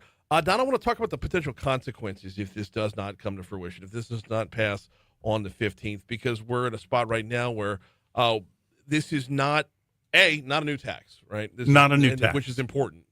because a lot of us are tapped out, right? Correct. But it is a renewal. But at the same time, if we're not renewed, we're not renewed. Like that's You made a good point. In 95, 2005, and 2015, the taxpayers, the voters of East Baton Rouge Parish have approved an 11.1 mil tax for the library. The new caveat is that we're going to only be collecting 8.5 for the library, and that other 2.8 goes to the city parish, like you said, to keep all the other parts moving. And that's the way that it's going to do. It's not a new tax. It's the same tax rate. It's just being divvied up a little bit, and we need the taxpayers to approve that in order to make it fly. right. So while it's easy to focus on the 2.8 mils that are moving over, the 8 mils that y'all are holding on to, it's vital for yes vote in order to hang on to any of the funding that you have. Without it, we've got 1 year, like I said, in reserves, and we're spending that starting at January 1st. And after 1 year, if we do not get this tax approved, we'll have maybe 2 more bites at the apple to try and get a tax approved. So at the end of next year, if this does not go through, the library has no money. Right. We can't buy a book. We can't pay an electricity bill. The library could cease to exist. What's the future of library? What do we look like in the future? I'm going to kind of derail the conversation here, but like, what does the future of libraries look like? Because I always feel like in Baton Rouge, we've been one step ahead of like the national curve. We do a better than decent job with our libraries, making sure it's not just dusty old books and dusty old volunteers. We stay ahead of the curve. What's the future look like? Surprising to me, there are a lot of people that don't have internet access in East Baton Rouge Parish. Yeah. You go out in some of the rural areas, and it's hard to get internet even in your home. Mm-hmm. So we provide that.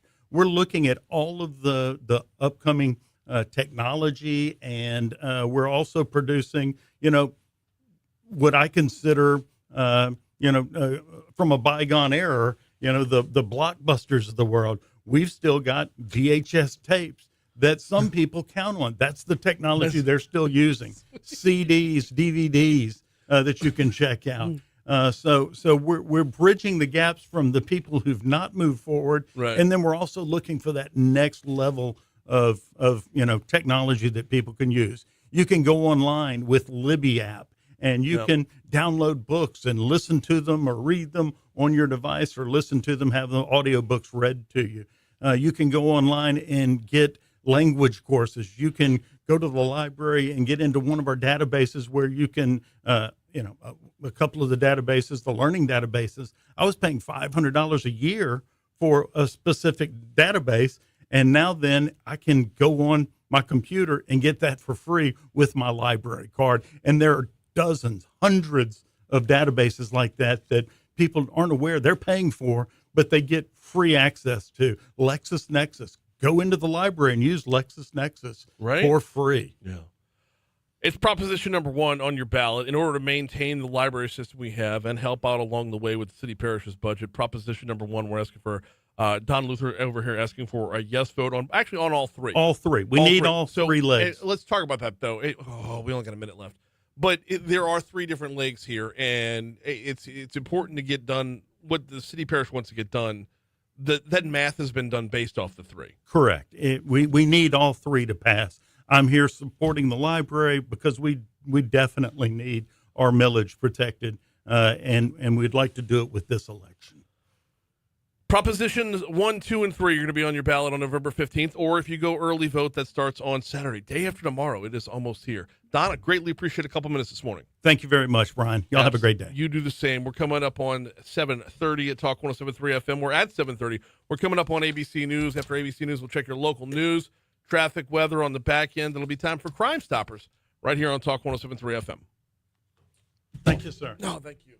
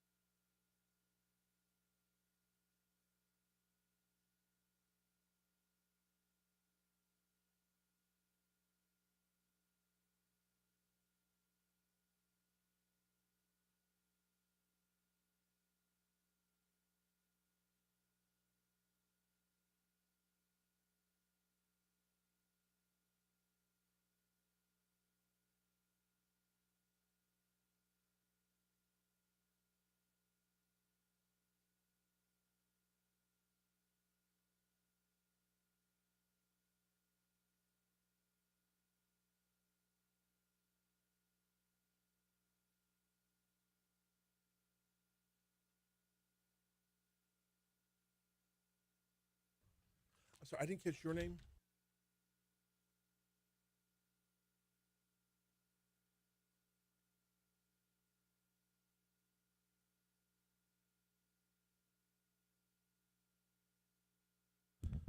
.736 Talk 107.3 FM, WBRP, Mornings with Brian Haldane, rolling right along. Going to get you to Crimestoppers in just a minute. Do have to remind you about the folks over at Breck. Breck.org is their home base, online that is. If you wanted to hit up Breck.org, we are not that far away from the holiday season getting here. Kids will be home for Thanksgiving. Kids will be home over Christmas break. Breck.org has got you covered when it comes to the camps. What are we doing with kids over the break? Well, Breck.org, Breck's got camps for you. Check them out at Breck.org. Get to know all the facilities, all the things that they have to offer over at Breck. Our city parish's recreational department, gold medal award-winning recreational department is here for you, no matter what it is you're into. Whether you're talking about pickleball, golf, just getting out and running, playing a little Frisbee golf, maybe you're into horses. They've got the whole equestrian center. You can learn a heck of a lot more at Breck.org. All right, it is time for Crimestoppers. Let's roll.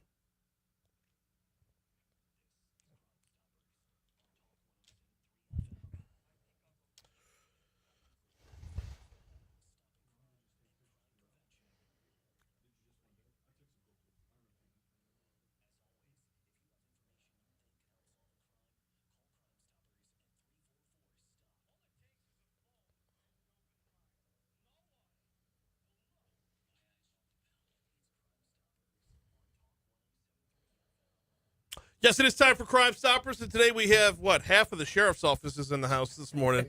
Got a lot of guys in. Fellas, welcome aboard. We got Melvin Edwards, Brandon Jones, and Chad Parker. How y'all doing this morning? Great. So I apologize. We've only got 3 mics in the whole house, and I kind of have to have one of them, so I appreciate y'all sharing. We're talking about the partnership between the sheriff's office and eye care this morning. Let's start off with the most basic of questions. How'd this whole thing get started? How'd y'all get the ball rolling?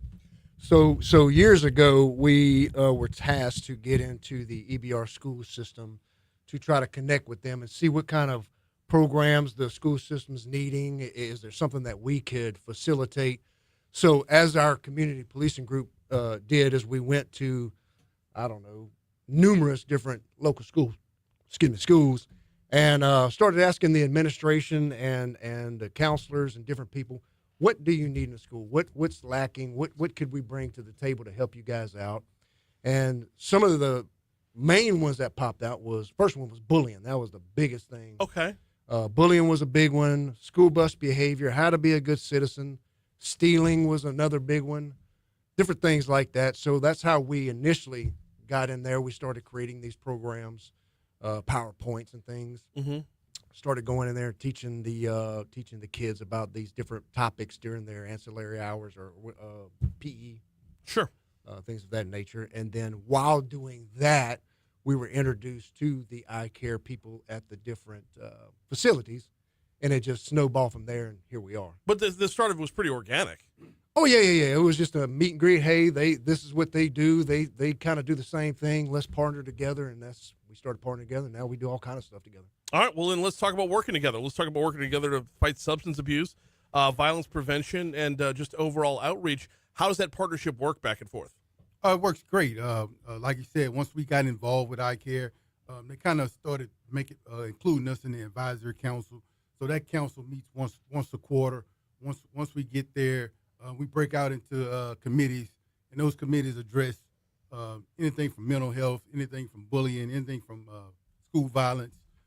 So we're there just to give our input and help on the law enforcement side to see what they need. How can we help with the programs that they're trying to take from that council meeting to the schools? So we come up with a plan at the council meeting. They come up with an idea or an event, and then we try to go there and help out. How much are you able to take out? By the way, I don't stay anywhere near the script. I don't know if y'all were told that beforehand, but if you don't, hey, we're going to roll with it. Okay. How much are y'all able to take away from these meetings and apply it to like everyday, like the police work that is the sheriff's office that, just because it's in school doesn't mean it's not everywhere else as well. Like I would imagine y'all are tipped off to trends, tipped off to patterns, these sorts of things. How much are you able to take one from one world and apply it to another? Oh, it's easy. Once we get that information from eye care, and we figure out, like you said, what do they need in the school, we can easily go into the neighborhoods now. We see these same kids that are from the school in the neighborhood. we build that rapport with them in the neighborhood, and now we can get some information. They feel comfortable and safe to talk with us and give us that information that we may need. So you've got presentations, you've got different things that you could put on in front of the students, but getting involvement, getting that feedback as well, that's going to revolve around a number of different events and activities. So talk to me a little bit about what you've participated in with iCare. Talk about those mentorship programs, talk about community programs and things like that where you'd have a little back and forth. So for starters, I believe we participate in things like the prevention days, the prevention summits, where we actually get a chance to go to the schools, talk to the kids a little bit, the teachers, everybody that's actually there. I know one time I actually got a chance to speak to some of the kids about opioid prevention and the dangers of the things that's going on nowadays. So those are some of the activities that we got a chance to participate in. What's the back and forth like? What's the feedback like from the students? So you actually gotta make it comfortable for them. You know, sometimes you gotta ask them some little silly questions. Sometimes you gotta break it down a little bit to let them know that you're human, right? You're not just a police officer. We're not here fishing for information, trying to solve any crimes or nothing like that, right? You just gotta break it down for them and make them feel comfortable. And once you do that, it's pretty fun. Well, that builds up a level of trust as well that would hopefully carry over outside of the school property as well. That's the same question I was asking earlier about, what transfers from one to another. How visible is it to see like a change in attitude within a student to embrace that trust, to embrace the back and forth that y'all try to accomplish? It's actually night and day. Yeah. You kind of see that resistance once it first starts. Once you start to break them down a little bit or get them a little comfortable, it's the biggest smile that you can receive, and it's very rewarding, to be honest. Oh, having a message hit home. I mean, regardless of your audience, having a message hit home when you see it received, it's always a good thing. Absolutely. We're talking with a couple of guys from the East Baton Rouge Parish Sheriff's Office. This is our Crimestoppers segment, visiting with iCare and EBRSO as part of that today. Talk about that with the influence and seeing the message hit home. How have iCare's programs influenced youth attitudes toward law enforcement overall? Well, the good part about it is iCare has such a great relationship with these kids. So bringing us in, it helps, like you said, it's like almost like an icebreaker for us. They kind of come in, they introduce us. We do silly things. We'll, if they answer a question, we'll give them some candy or something to that effect, just like to get everybody involved. Because at first, some kids, they like, hey, we don't like police or we don't like this. And then once we just, like you say, show them that we are human, that we're just doing a job to actually protect them, they start to break down, and then they start, hey, we see them, we start going to these schools more often, and they see us on the regular, and they become, hey, how you doing, Mr. Edwards? How you doing, Mr. Brandon? And things of that nature. How important is it to maintain that role, though, or even up that role? Because when you ask them for their trust and they put their trust in you, now it's balls back in your court to make sure that that bridge that's been built does not get burnt down. Oh, exactly. And my captain, he always talk. I know we talk about building a bridge and things of that nature, but he always talk about that bridge can always collapse. So we're not trying to build that bridge. We're trying to close the gap a little bit, just get us closer, make them understand that, hey, we are here to help. We're not here to hurt you. So if you got any questions, concerns, please contact. How do you use that to help further the mission of iCare through y'all's mission as well? We easily, like I said, we build that rapport with them. We get some information from them. We build that trust. And while we out patrolling, they see us. Back in the gap, we used to have our division on our unit. So we have CPU. So as soon as they see us, they run up to us. You got a slap bracelet. You got a badge. So that was another way we could build that trust and build and have them come in and speak with us. We are this is our Crimestoppers segment. We visit with iCare once a month, and for this installment of the iCare segment, we're talking with a couple of guys from the sheriff's office about not just what's going on in schools, but in the community as well. And I kind of alluded to this earlier about how does it carry beyond the property of the school. Let's talk a little bit about community policing as well. How would you define the community policing unit, and how does it responsibility-wise reflect back on the department? Sure. When it comes to community policing, when people ask us, what is community policing? Of course, we have all the fancy wording on our brochures and all that, but I always throw that question back at them. I said, well, what does it sound like? Well, it sounds like you police in the community. Yeah, I mean, kind of, but it's more than that. It's we take time in the communities. We get out of our vehicles. We walk. We knock on doors. We go to people's barbecue. We play with their kids in the street. Like Sarge was saying, we try to develop a personal relationship with the kids. Not there goes the police, or kind of some funny stories. When we first started community policing was we want the community to see us come in that area and immediately not think something's wrong. Right. So, and we've done that for the most part. It's not 100% like anything else, but we go to a lot of areas where we used to not be able to go to, and we're received pretty well. So I think a lot of that, what we're doing, taking that minute to be that voice for the people who used to not have voices to us and our administration and policing in general, we're allowing them to use us as a catalyst, if you will, to bring a message from the streets, if you will, back to who makes the decision. All right, so you kind of touched on it a little bit, but I want a little more, elaboration here in some of the things that y'all do outside of police work that help engage the community. A lot of it is just the outreaches that we do. I think we try to personalize everything when we go to different communities, like we started talking about earlier. We'll ask the communities, what would you like to see us do? What do you want in your neighborhood? And so when we put these community events together, or we put these ideas together, when we come to the table every week, we have a meeting every week about what we're doing.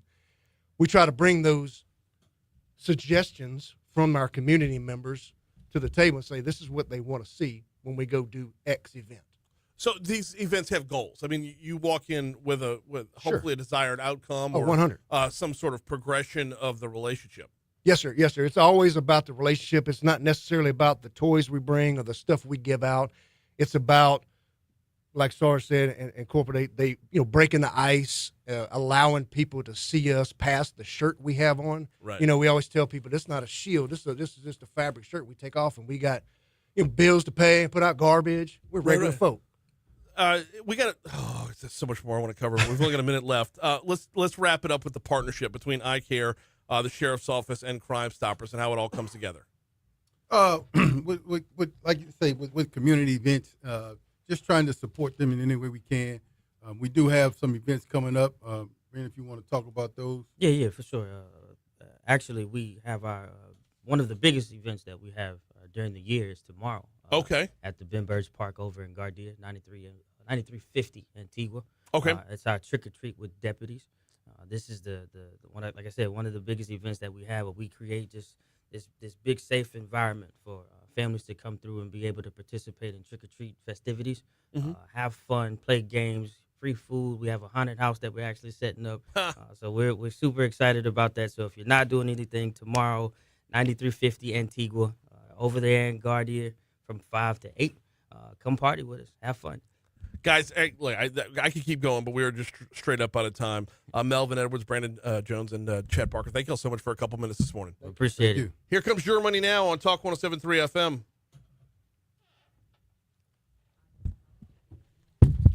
This thing always goes by so I know, quick, man. It's like we have more to say. Well, yeah, I don't know if she told you. When you were asking if I go straight through or I jump around, I just got some ways to jump in. Yeah. And I knew. Conversationally is so much better. Y'all know what you're talking about. Well, and the only reason why I was asking is because we kind of preemptively said, okay, like we said, okay, I'm getting 1 and 7. He's getting, so we just want to make sure we're paying attention what's happening. Yeah. Because we all kind of had our little spiel on what we were going to try. I think it stayed pretty. Yeah. No, it was good. Coordinated. It was very good. Very good. No, you did a great job, man. No, so did y'all. Thank you very much. Thank you so much. Always. Hands up. Thank you. Appreciate it. Yes, sir. And if y'all ever need anything, man, you know where we at. Just give us a call. Will do. I normally test your Yes, sir. No problem. Oh, well, okay. Yeah, that'd be the one.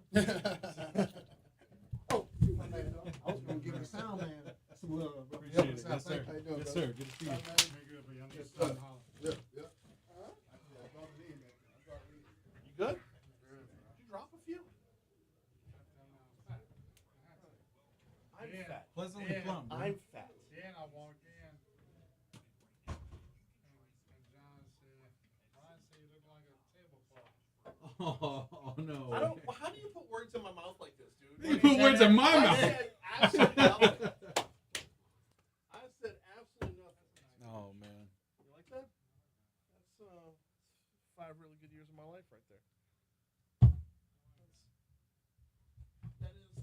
patch of heaven in Covington where I grew up.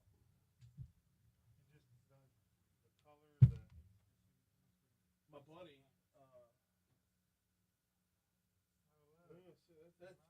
That drawing has been on there for 30 plus years. How about that? No, I brought that in when Cade Anderson got drafted from Cade went to St. Paul's before he went to LSU. So I was proudly repping my Wolves, and then I just kind of left it up here.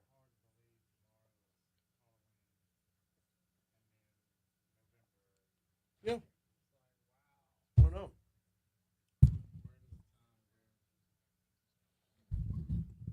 It is. This has been a fast moving. Well, it's also been.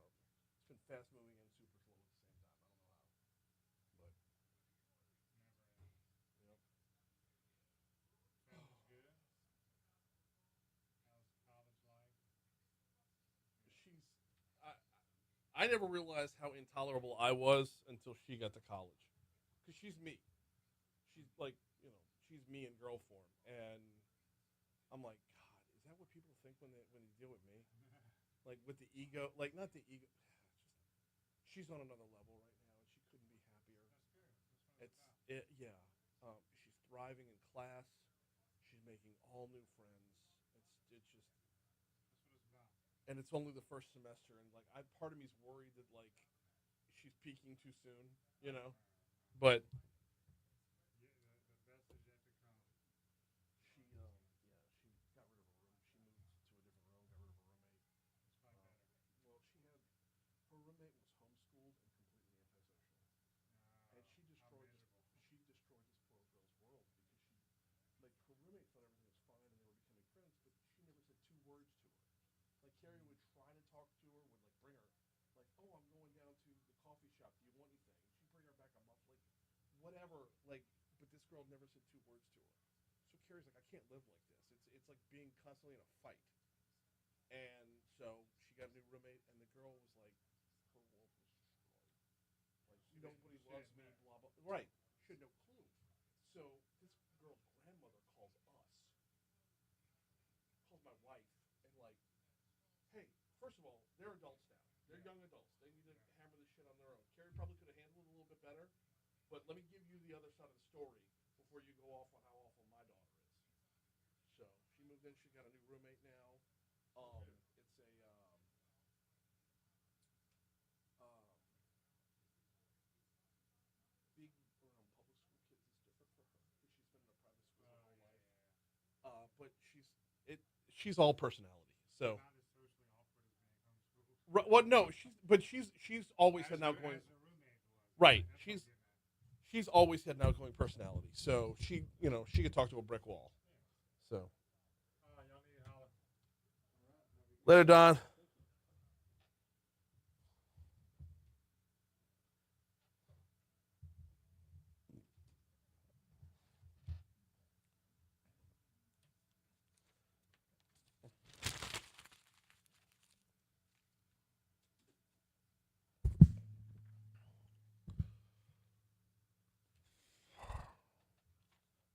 FlyBTR.com is the website for the Baton Rouge Metro Airport. When you're making your flight plans, whether you talk about for business travel, personal travel, FlyBTR.com needs to be where you start off. And I'm going to ask you this, okay? When you talk about booking your flight, when you talk about booking your travel, take into account the entire experience. Don't just go looking for like the cheapest ticket price out there, okay? Take into account the entire experience. Do you really want to drive all the way down to New Orleans and pay for parking for the entire time you're gone? Or would you rather fly out of your own backyard, support a local business, and take advantage of a growing number of direct flights right out of Baton Rouge Metro Airport? There's a direct flight to D.C., leaves out in the 7 o'clock hour every morning, comes back same night. Okay, you can get your business done same day if you wanted to. If you're traveling for LSU, going to the Alabama game, they've built out a flight, leaves on the Friday before the Alabama game, comes home on Sunday. Just for the Alabama game, you'll fly into Birmingham. Same thing for Oklahoma City when the Tigers take on the Sooners at the end of the season. If you want to find out everything they've got to offer over at the Baton Rouge Metro Airport when it comes to where they fly, when, how often, and how you can take advantage of it, it's flybtr.com. Coming up in our next hour, we're going to talk with Scott McKay. Scott McKay is the creator and editor of the Hayride, not the old school radio program. Talk about online. And Scott and I are going to talk about what the governor did and did not say at yesterday's press conference, talking about LSU head football coach or replacing LSU's head football coach, and talk about Scott Woodward as the athletic director and the next president and the board of supervisors and everything else, because this got away very quickly when the governor hit the microphone yesterday. Now, that being said, when he hit the microphone yesterday, it had nothing to do with football, had nothing to do with a football coach. He didn't call a press conference to talk about replacing Brian Kelly. He held a press conference to talk about funding SNAP benefits while the federal government shut down. In fact, that's probably worth noting here. As November gets here on Saturday, a number of folks, 800,000 in Louisiana-ish, thereabouts, are going to have called in the question as to whether or not their supplemental nutrition assistance program dollars are going to be around. And the governor said yesterday, yes, we can, and it's because the state has been fiscally responsible. We have been fiscally responsible in the way that we have managed the affairs of our state government, which gives us an opportunity to be able to act with compassion and reason. And with that compassion and reason, those roughly 800,000 folks in Louisiana will not be left hung out to dry. But, however, Landry says Louisiana will not use state dollars on 53,000 able-bodied adults who receive SNAP. So if you are, disabled, elderly, with children and the like, you're going to be in that number. But the 53,000 able-bodied adults who receive SNAP will not. Now, he encourages those individuals to take advantage of the 100,000 jobs that are available in the state. My message to able-bodied people who may not be employed but who have been utilizing this program, that you should go out and search for one of those jobs.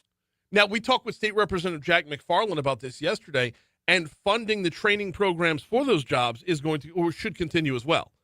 I don't want to put words in the representative's mouth or misquote what he said yesterday, but it's not just the $150 million from the Department of Health in order to make sure SNAP benefits are covered. Those that want to work, those that want to get off the government dole in every way, shape, and form, assistance will be provided there as well. Now, for next month, for November, the funding from SNAP comes from the Department of Health.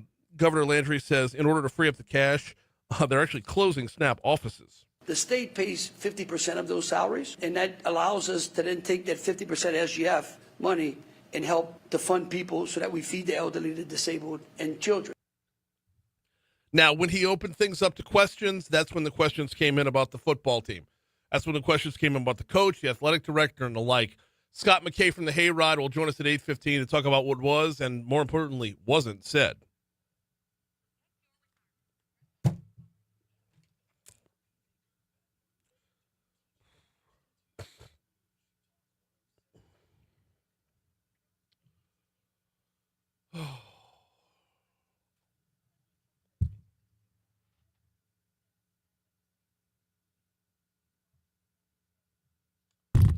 All right, sorry guys. Who's in the chat this morning?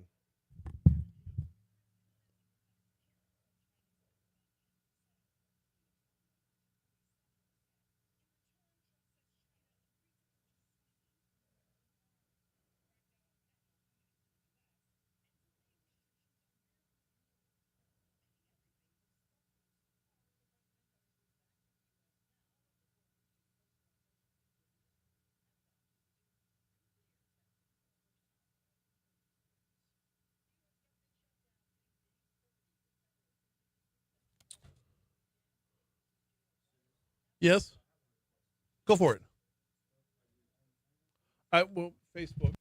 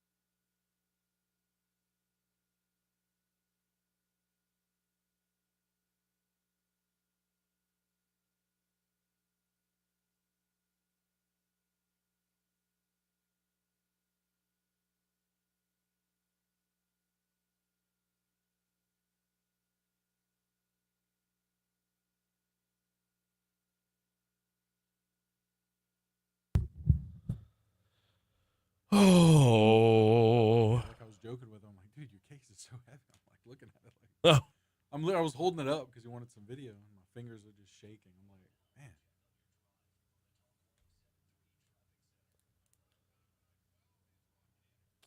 man. So we could share this with Facebook, right?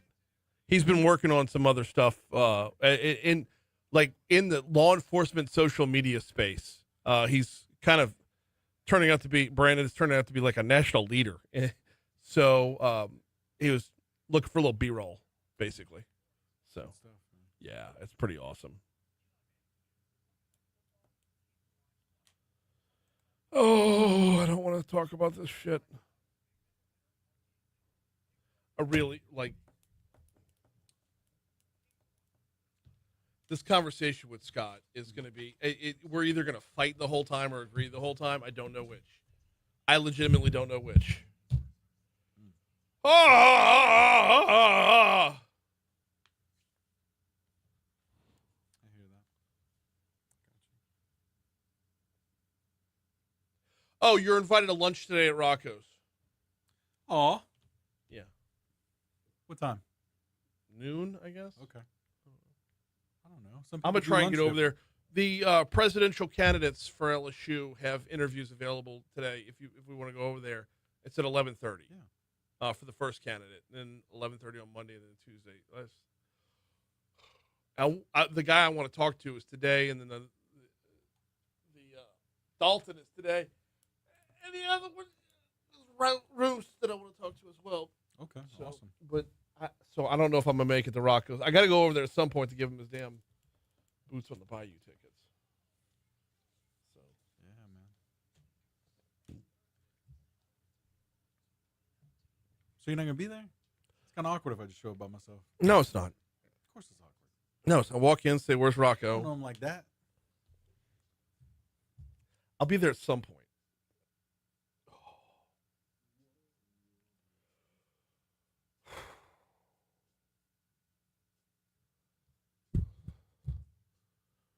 We're not done, are we? That's what voice guy said. We're not done, We're just getting started. bro. I'm winded. It's I been can that tell, kind of yeah. week, JP. It's Oh, been that. man. Like, it's only Thursday, and as far as I know, Chicken Shack's lined up for Foodie Friday Ooh, tomorrow. Okay. Which, by the way, we're gonna have both Pennington Biomedical and Chicken Shack on the same day. Oh, gotta love So it. yeah, let's talk Not about back to back. No, Okay. separate hours, separate Okay. hours. But it's like Okay. we're gonna talk about being fat, and then we're gonna get fat, right? There we go. I'm sorry, fatter. Fatter. Yeah, Pleasantly plump, Brian. Bro. Pleasantly plump. Just in time for the holidays. Yes, indeed. Oh my word. The press conference yesterday from Governor Landry. My God. The reception of this press conference nationally has not been good. It has, and that is an unbelievable understatement. The number of people responding with, "Is this guy for real?" ...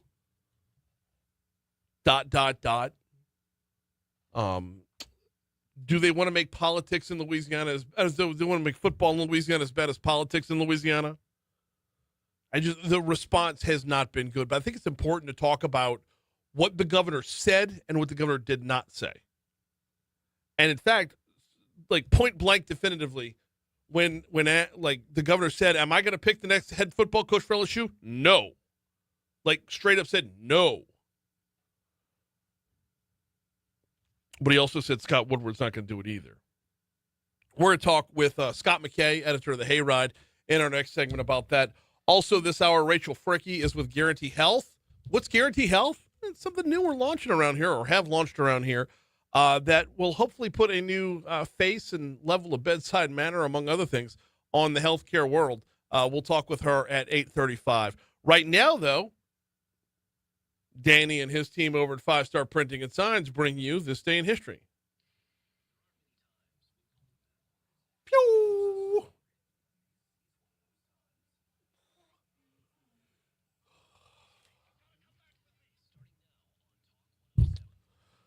What you got? All right. Well, let's begin in 1868. Sure, why not? John Menard of Louisiana is the first African-American elected to U.S. Congress. Yeah.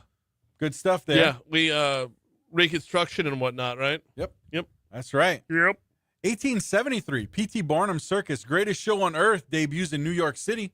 Why do I feel like we've talked? I don't know. Does this always come up throughout the year, or has it just been a year? Has it been a year already? I know, right? Why? Seems Here's like- why. Here's why. Okay, and I need to call him soon because I haven't talked to him in a long time. Yeah. But one of my best friends on this planet's a clown. Okay. So like went to clown college, traveled with Barnum and Bailey. Fascinating. Yeah, Really fascinating. one of the best dudes around. One of the best dudes around. Love this guy like a brother, and So always went to will. clown college. Went Got, to yeah, wow. yeah. Very, Impressive. very. He's a very well qualified clown. And That's pretty cool. yeah, That's pretty cool. yeah. 1938, the broadcast of War of the Worlds.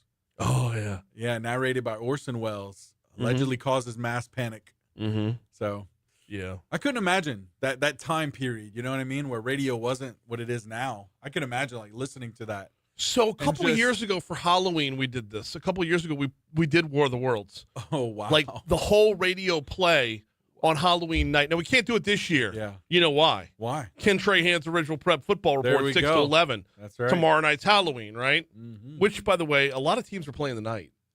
Which, Okay. I guess. I don't know. If you're in high school, are you still trick or treating? I mean, of course. Oh my God! right? Grow up, nerd. Of course. Hey, Go outside, nerd. Hey, 1967 today. Music history. Dolly Parton releases her debut single. The Last Thing on My Mind. Oh, that's the name of the song? Yep. Okay. I thought you would just run out of things to say. Nope, that was it. Okay. 1970, speaking of debuts, Black Sabbath makes their Such a U.S. stupid concert joke. debut. I know. Go outside, nerd. I know. You keep. What was that? What was that from? Remind Uncle me. Baby Billy. Oh yeah. From the okay, Righteous okay. Gemstones. Oh man. Oh my gosh! And just in time for Halloween, 1974, the Texas Chainsaw Massacre premieres. Yeah. You ever see that? What, the original? Yeah. Yeah. You ever see like all the offshoots and remakes and What about what's on Netflix right now? Monster. wait, It's what? the Ed Gein story. Ooh. Yeah. I don't know if I have the stomach to watch it, but yeah, my wife's So been you diving into know it. our good buddy Jacob Hester, right Yeah. upstairs on off the bench. Yep. He grew up in this like Ed Gein lived in his neighborhood. Whoa. Before Ed Gein went to Florida and was all Ed Gein. Yeah. Like I think I have the right guy here. That's But he was in insane. Shreveport for a while. Wow. Yeah. That's insane. I hope I have the right guy. I hope I have the right killer. The fact that there's multiple killers that I you know. Oof. It's insane. Hey, today, Rumble in the Jungle, 1974, that same year. Dadgummit, Muhammad I've Ali got the wrong KOs guy. Oh, who was it? I don't know. Wasn't Dahmer, was it? No. No. Shoot. I got the wrong guy. Oh. I'll ask Hester. But yeah, Rumble in the Jungle today, also the same year. Muhammad Ali KOs George Foreman in the 8th round. Whew. Anything else on this day? No. All right. Oh wait, no, hang Oh, on. oh. That's not entirely true. It was shoot, hang on. That's Ted what it was. Bundy. No, it wasn't Ted Bundy. Wasn't? No. I'll get it. We got to keep moving. Shout out to the caller who was Yeah. like, hey, Ted Bundy. Yeah. Anything else? No, that was it for the day. Okay, as far as birthdays go, we got John Adams. Yes. Begin there. Yes. Let's see who else we got here. Henry Winkler today, the Fonz himself Okay. today. Mr. Coach Klein. That's it. My mama said, alligator the ornery could Abdullah Oblongata. No, they got all them teeth and no toothbrush. Teeth and no toothbrush. Fran Drescher as well today. The nanny, right? Yeah. There we go. Oh my goodness. Kevin gracious. Pollak today as well. All right. All good things so far. Let's see. I'm a Ivanka big Trump Kevin as Pollak well. fan. Oh, really? Ivanka Trump. Okay. Anybody else on your end? No, John Adams was the big one there. Okay. After that, it all kind of drops off a little bit. Yeah, to go it from does. John Adams to the nanny, I think it's a little bit of a I drop know. off. Just had to mention it. That's and I understand, but like, Nia Long, her birthday's today. She's 55 years old. My word. Oh wow. And there was one other one. No, there wasn't. That's a death today. Okay, never mind. Good. All right. Yeah, deaths. Claude Levi Strauss today. No kidding. Yep. Okay. And Henry Dunant co-founder of the Red Cross today. That was pretty much the two. And Whitey Bulger. Whitey Bulger? Okay. Whitey Bulger, head of the Boston area Winter Hill gang, was beaten to death by inmates in prison. Ooh. Yeah. Man, as far as national days go here, I don't know. They're so cheesy. Go for it. National Checklist Day. What? Making checklists. Nope. Haunted Refrigerator Night. Nope. Create a Great Funeral Day. Nope. Candy Corn Day. There you go. How about It is that? Are you a candy corn guy? No, indeed. So don't really necessarily like candy corn, but I don't hate candy corn. Right. But you know the little pumpkins? Okay, yeah. Little mallow pumpkins? Yeah. Love those. All about it. Yeah. Mm. All right. It's 8:15 or about to be 8:15 to Talk 107.3 FM WBRP. Of course, the show is brought to you by 180pros. 180pros.com is their website. They are transforming IT solutions for a safer tomorrow. You want to talk about your cybersecurity. You want to talk about making sure your network is up and running and remains up and running. What you get with 180 Pros is you don't get an IT provider. You get an IT partner. Like, their success is based off of your success. They've got the managed IT services, of course. They handle cybersecurity and a slew of additional services as well. But the biggest thing here is that when you have a partner, you get the simplified billing. You get someone you can call whenever, and you'll get same-day response. Can't guarantee same-day results because you don't know the nature of the problem, but same-day response to be sure.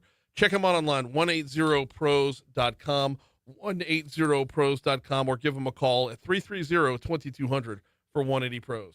Quick break. Scott McKay is up next.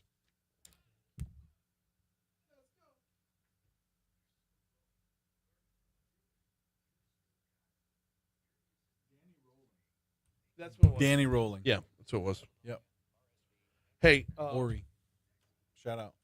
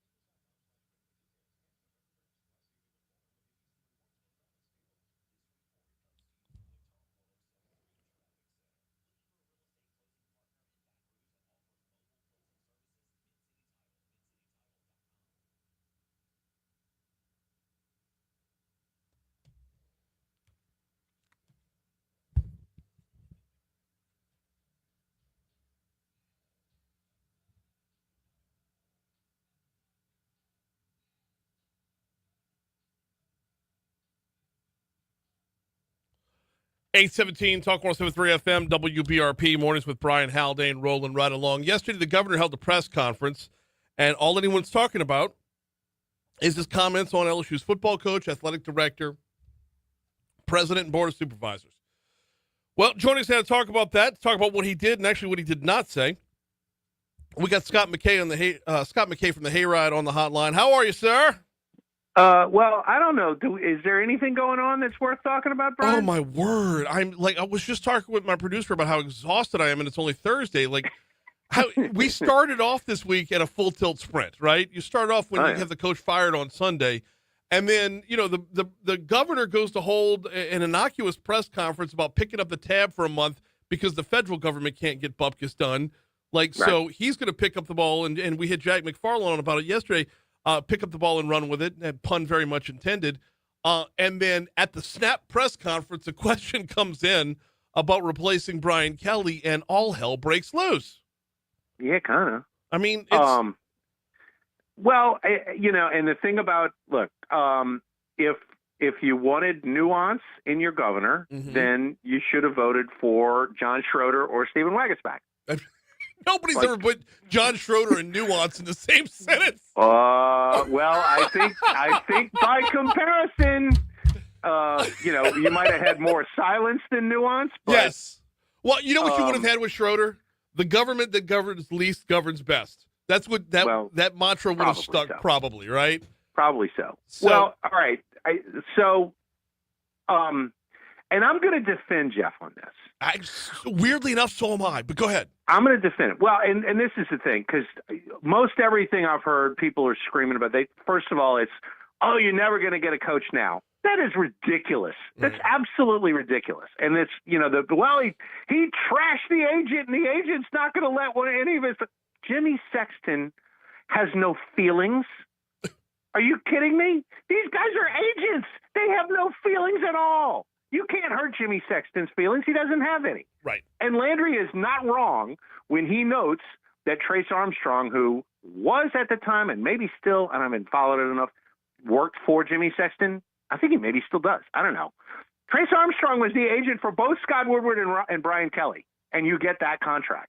It is not illegitimate for the governor to come in and go, you can't be a lawyer and represent both sides of a lawsuit. Like, what is this? There's nothing wrong with him saying that. People are freaking out because they think if you irritate Jimmy Sexton, that he's not going to put one of his clients in your job. That's crazy. That's absolutely crazy. That makes Jimmy Sexton out to be a baby. And Jimmy Sexton is not. No. So there's that part. And neither is Trace Armstrong, who, by the way, also represents Garrett Nussmeier, if I'm not mistaken. It's like, you talk about a chaotic, weird landscape is college sports right now. It's all of this is insane. And then there's the other piece. So you don't have a school president right now. You expect that you'll have one next week. For all of these people, I even had somebody last night. It was the craziest thing I've ever seen. And then I was like, nope, it's exactly on brand for what's going on right now. Was like, they might as well just let Frank Wilson have the job as to let Landry pick the coach. Well, somebody actually said that. I'm like, okay, Frank Wilson, if Frank Wilson wasn't the interim coach and you said, okay, this guy didn't do so good at Texas San Antonio, right, and he also didn't do so good at McNeese, but we want to hire him as the coach at LSU. You know what you'd say? Let the governor pick the coach. That's a terrible hire, right? Well, now they want Frank Wilson to keep Jeff Landry from having the job because he for 2 minutes he sounded off on this whole situation. It's like, okay, one of the Scott, one of the things that I've been very clear in pointing out this morning is of everything that the governor had to say, he said point blank that he is not picking the next head coach. I know. He also said Scott Woodward's not picking the next head coach, but he said, no, I'm not picking the next head coach. So he's kind of putting that on the Board of Supervisors, which there's a middle ground there where the Board of Supervisors has to sign off on the coach's contract anyway, don't they? Look, the new president's going to pick the next head coach. He's going to grab a couple Board of Supervisors people, and they'll have a search committee. Wade Roos is in all likelihood going to be the next president. He's going to pick the coach before he's even on the job. Okay. And if you think that this hasn't already all been worked out in advance, then you're not paying attention. Okay. So there's that. The other thing is there are people who are trying to block Wade Roos from getting the 10 votes on the Board of Supervisors next week that he needs to be able to take the job. Right. And as I understand it, one of the people working on that just happens to be a guy who got nuked in Jeff's press conference yesterday.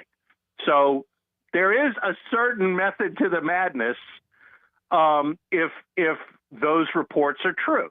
All right. So there's that piece. But you're right. He said that he's not going to pick the coach. And all of these people caterwauling about it don't believe him. And yet, if you are a politician 2 years away from re-election, right, the last thing you want to do is hire the LSU football coach and have that be on your head. That is a no. The first game that guy loses, everybody looks at you and says, "You're a bum. You hired this guy." Well, There's I mean, no percentage in that for Landry. so here's where I will take a shot at the governor, though. I mean, he did bring that stupid Temu Tiger into the stadium. So, I mean, Well, and what everybody's yelling about is his tone, right? right? And Well, I'm just like, I'm so done with tone at this point because, like there are people giving public speeches talking about killing people that don't agree with him. Right. And I'm supposed to care about tone? We're done with tone. Well, what did he actually say is what matters to me. And what he actually said was that Scott Woodward would not be, and he would not be as well. And you're going to have the board of supervisors who, like I said, ultimately does sign off on the contract anyway.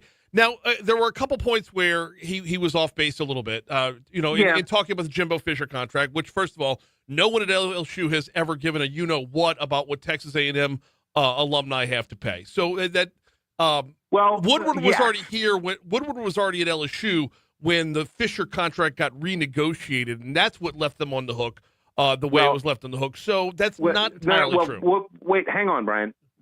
That I agree with that. However, that was a 10-year, $77 million guaranteed contract.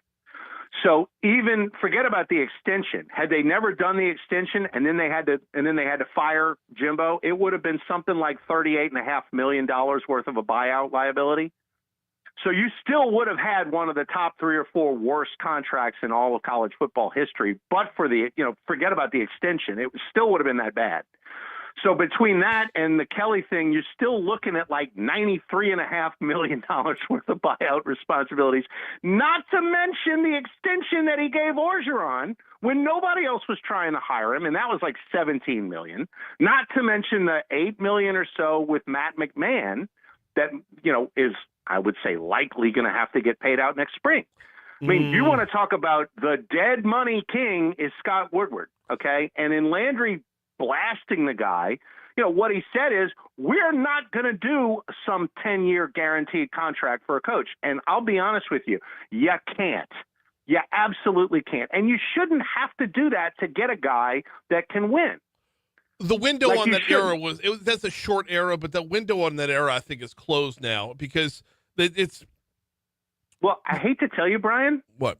The only guy that gives that contract to a new coach is Scott Woodward. No.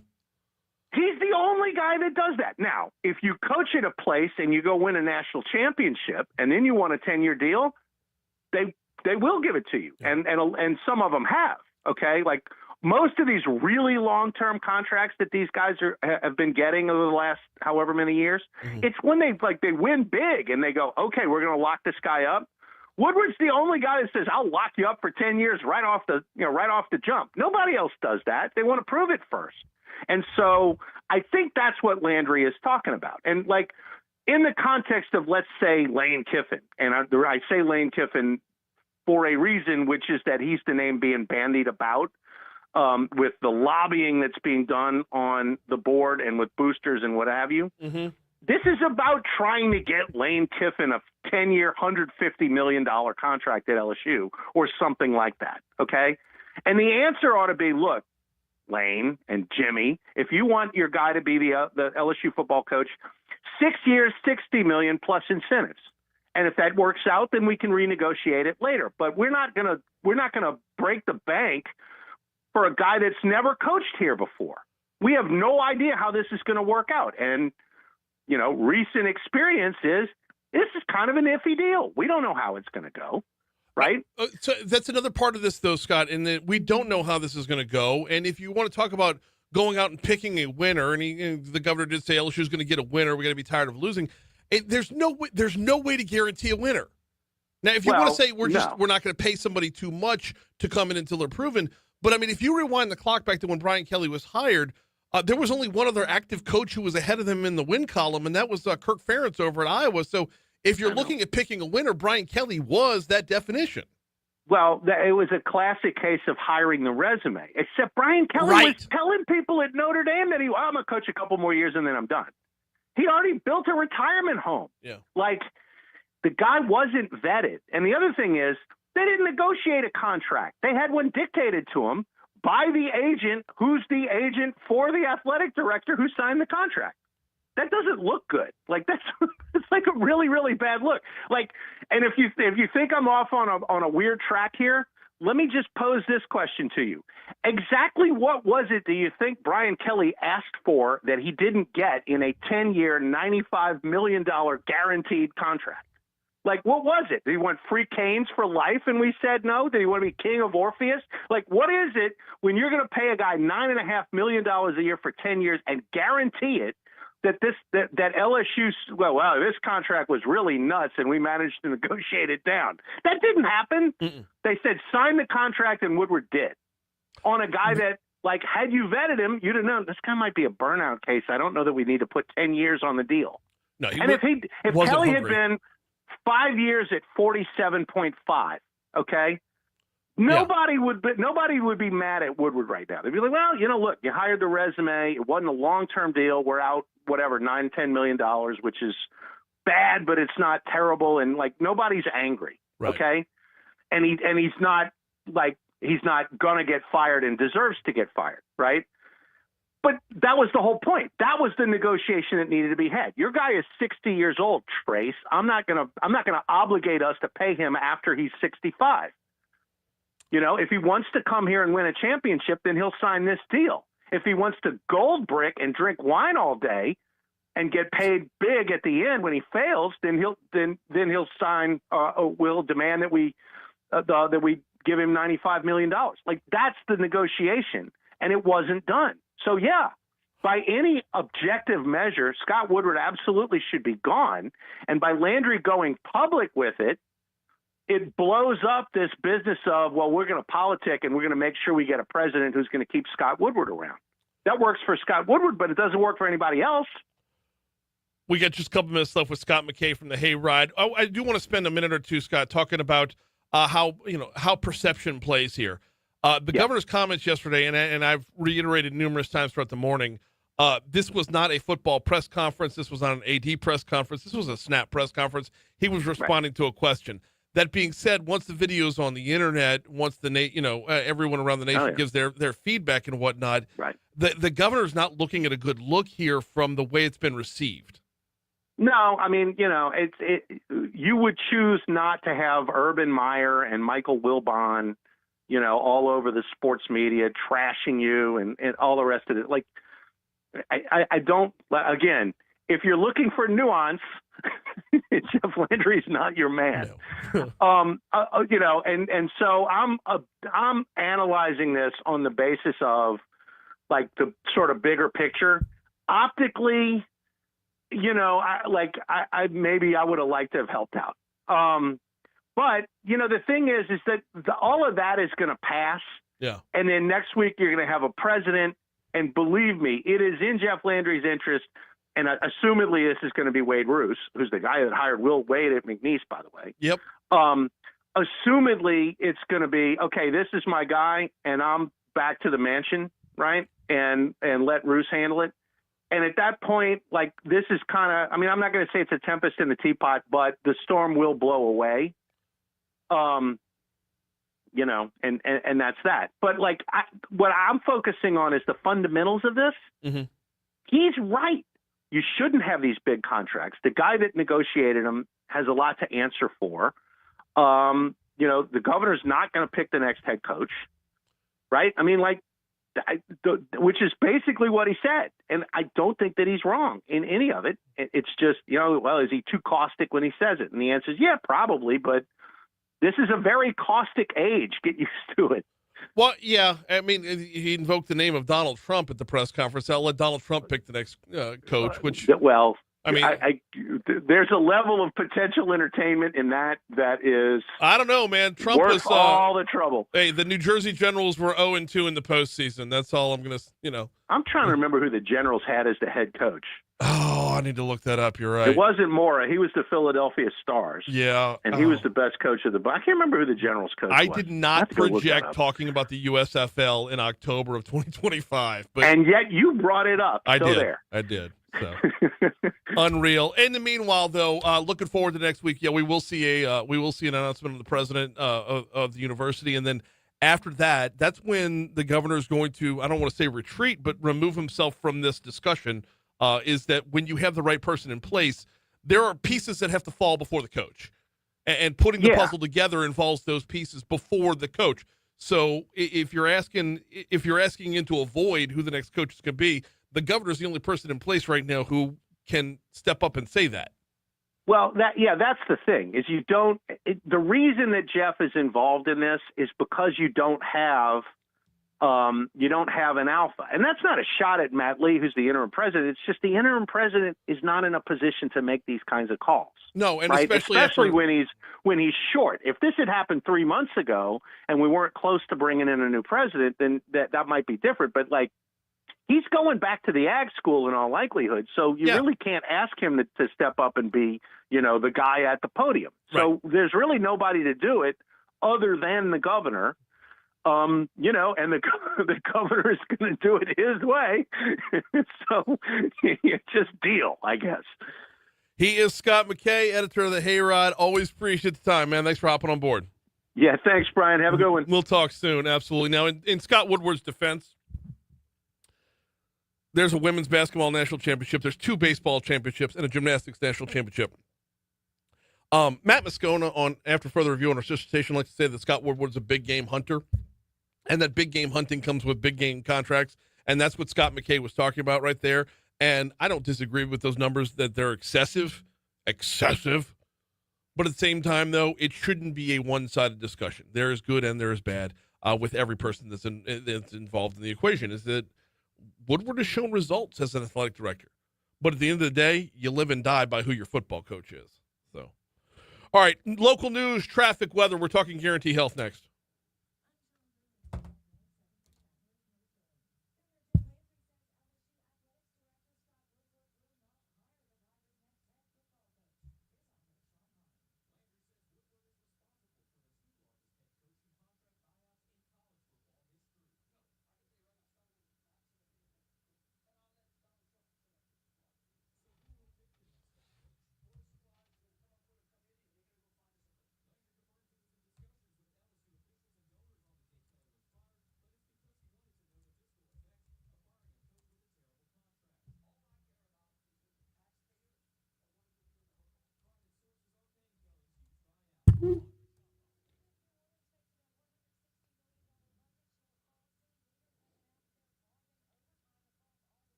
Yeah.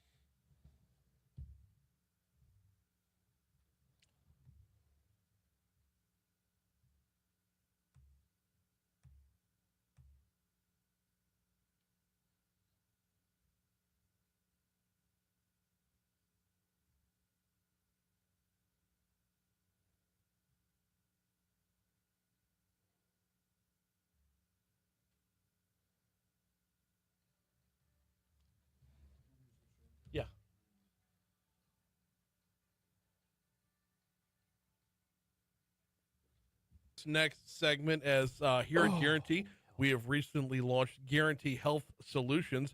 Want to welcome in Rachael Fricke to talk about that. Rachel, how are you? I'm great, Brian. Super excited to be here today. No, I'm glad to have you on here. I love it when we have news in the building. It always feels a little bit weird because it feels like it's inside baseball, but we've launched something here that is, once you understand it, is pretty dadgum awesome. So I appreciate you carving out a couple minutes to help talk about what we've got going on. And that is not necessarily healthcare itself, but the experience of healthcare. So welcome aboard. Thanks, Brian.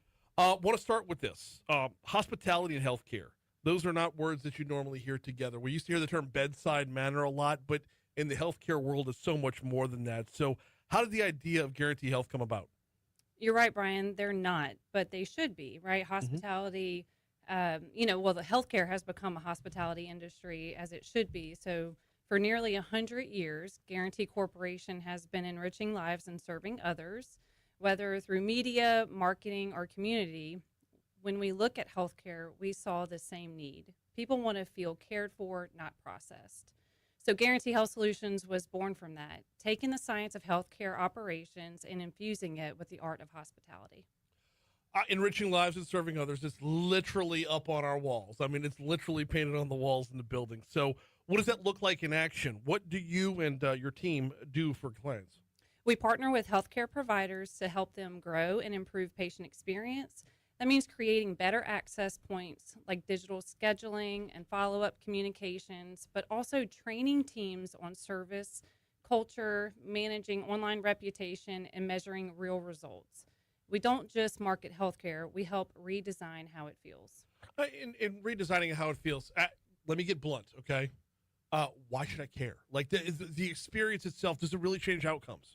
Absolutely. So let's think of a healthcare provider, and if we're not delivering first-in-class experience, let's just say how you feel as the patient, it's not warm, it's not intentional. Healthcare can be so fragmented where our patients really feel vulnerable because they don't know what to expect. So imagine a world where you go to a healthcare provider where you know what's coming, you know what to expect, and we're creating just a first-in-class experience. Well, and there's the day-to-day stuff, but there's also the big-time things that, the bigger healthcare things. You need buy-in from the patient to have fight from the patient.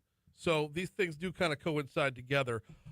One big part of this, by the way, we're talking with Rachael Fricke from Guarantee Health as we are kind of launching this on the scene here.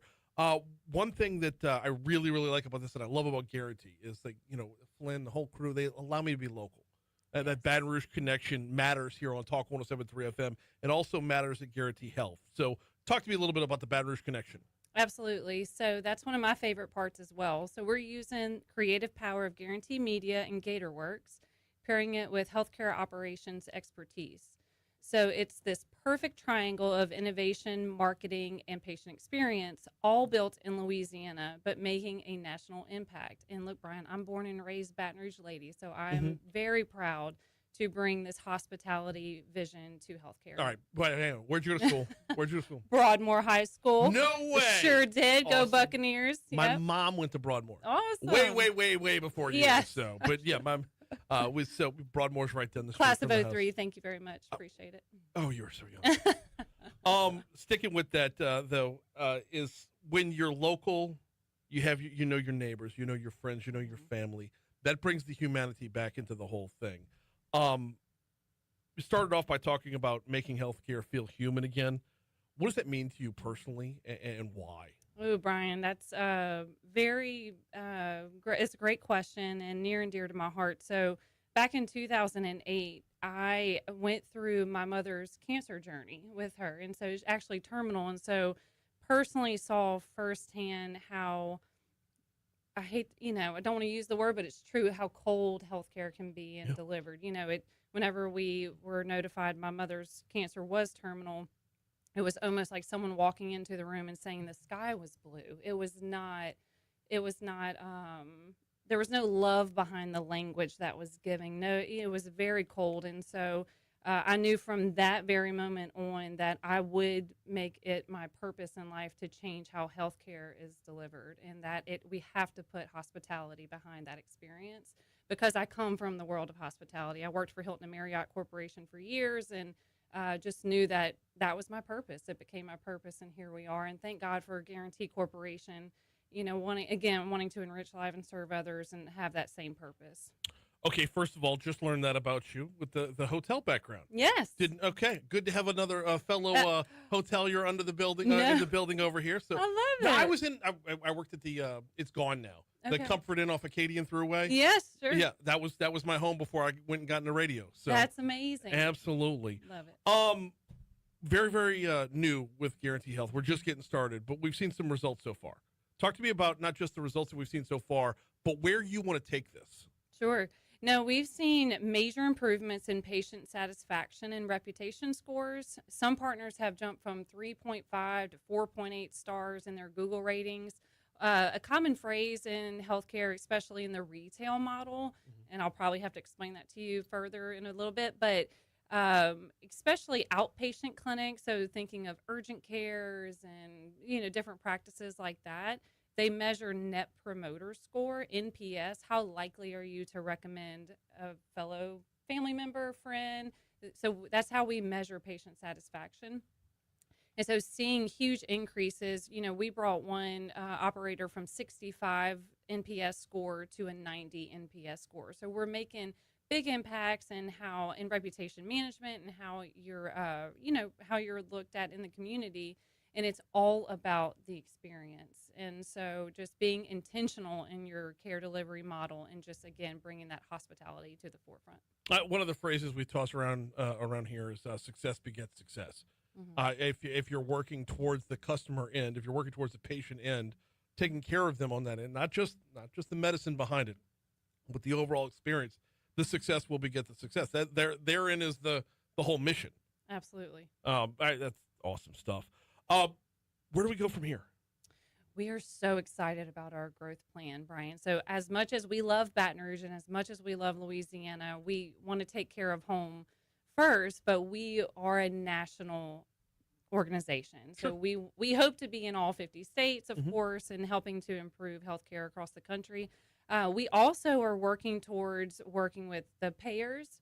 So really, your health insurance should also be delivering a much better experience, right? So healthcare can be so intimidating. Where do I go at the right time? Who do I see for this symptom? And really, you should have clear access to your journey, starting with the payer. And so knowing who's in your network, it should just be much more of a seamless experience for members, starting with the payers. And so we do plan to move in that direction as well. And then we would love to work with these large employer groups, creating a better workforce solution, again, directly with their team members, guiding them through their healthcare journey as well. Who knew being human was scalable, right? Absolutely. The recipe's just that simple. Yes, it's all about the purpose is to help patients through their journey. That's really what it's about. Healthcare should not be this hard. Absolutely. Rachael Fricke's with us for just another minute or so. Want to tell folks how to get in touch with you? Any healthcare providers out there? Anybody in the biz, as it were? How can they get in touch with you? Please visit guaranteehealth.com or email info@guaranteehealth.com. And Guarantee is GUARANTY health.com. She is Rachael Fricke, president of Guarantee Health Solutions. Thank you so much for popping in for a couple minutes. Thanks, Brian. Always a pleasure. Thanks again to Rachael Fricke from Guarantee Health. That, by the way, was a pre-recorded interview. I always like to disclose when we're not live. That was a pre-recorded interview. We are not done just yet. We're going to have to meet up with Your Money Now coming up here in just a couple seconds. We will, on the back end of Your Money Now, I want to play some more from what the governor had to say yesterday, talking about who will and who will not be hiring the next football coach. So we'll pick it up with some more Jeff Landry audio next. We're going to go Landry 2 on the next one. The full thing again. How long is it?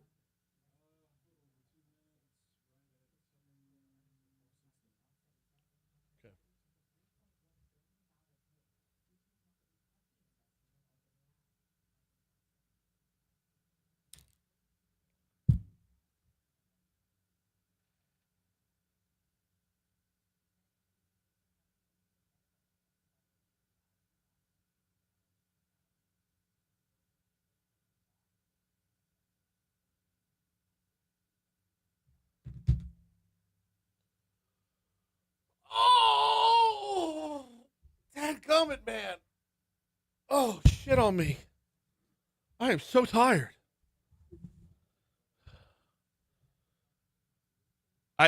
So I actually tried to take a nap in my office yesterday after the show, and they just kept churning people through 104.5 studio. It's just jabber going on outside the office the entire time. I'm like, guys, I realize this is a workplace, but I'm trying to sleep. Right. Like, can y'all fucking tone it down? Because, like, I'm trying to sleep over here, boys. Some noise canceling headphones, man. That's what you need. Yeah, I noticed that yesterday. It was just like elevator opening, everybody up there, like Yeah. Ugh. Everybody wants to talk to Matt and Jake. Yeah. It's just, they are like, I didn't realize just how insanely good this deal was going to be. Like, I miss T-Bob. I will every day. Yeah, for sure. But like, the way this has evolved is amazing. Yeah. Wow.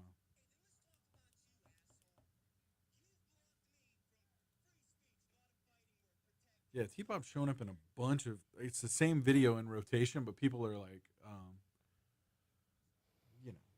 giving it different meaning. That sovereignty. I don't know if you did. You see that one? Nuh-uh. Oh man, yeah. I don't know who it was. Whatever producer they had, it was like, it's like sovereignty. T-Bob's like, what are you trying to say? Like, he's like, like sovereignty. We learned it in school and stuff like this. He's like sovereignty. He's like, I don't know, man. Like, then he's like sovereignty. He's like, oh, sovereignty. Yeah. Good Lord. So I've been seeing that like in rotation. People are,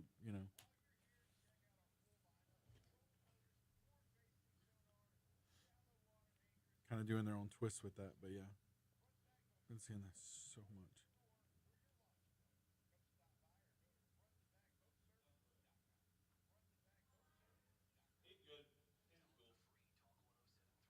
Hey, Hunt.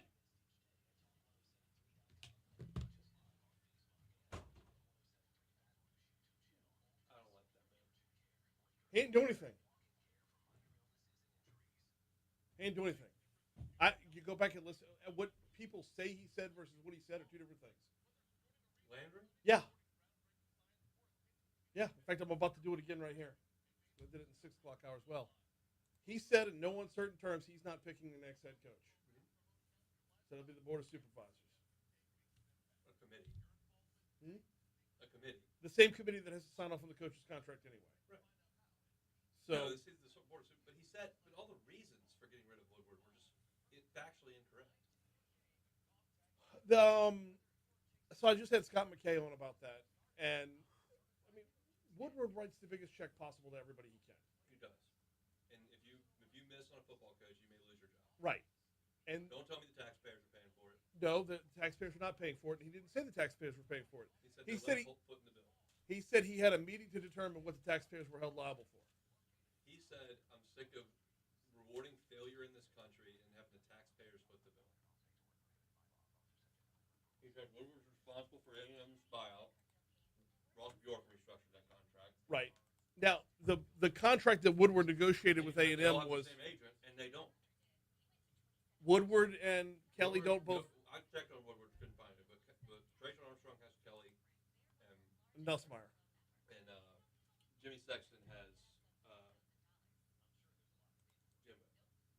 Yes, but he was what Landry was saying was that Trace Armstrong has Woodward and Kelly. What are we talking about? Oh, well, I don't know that to be true.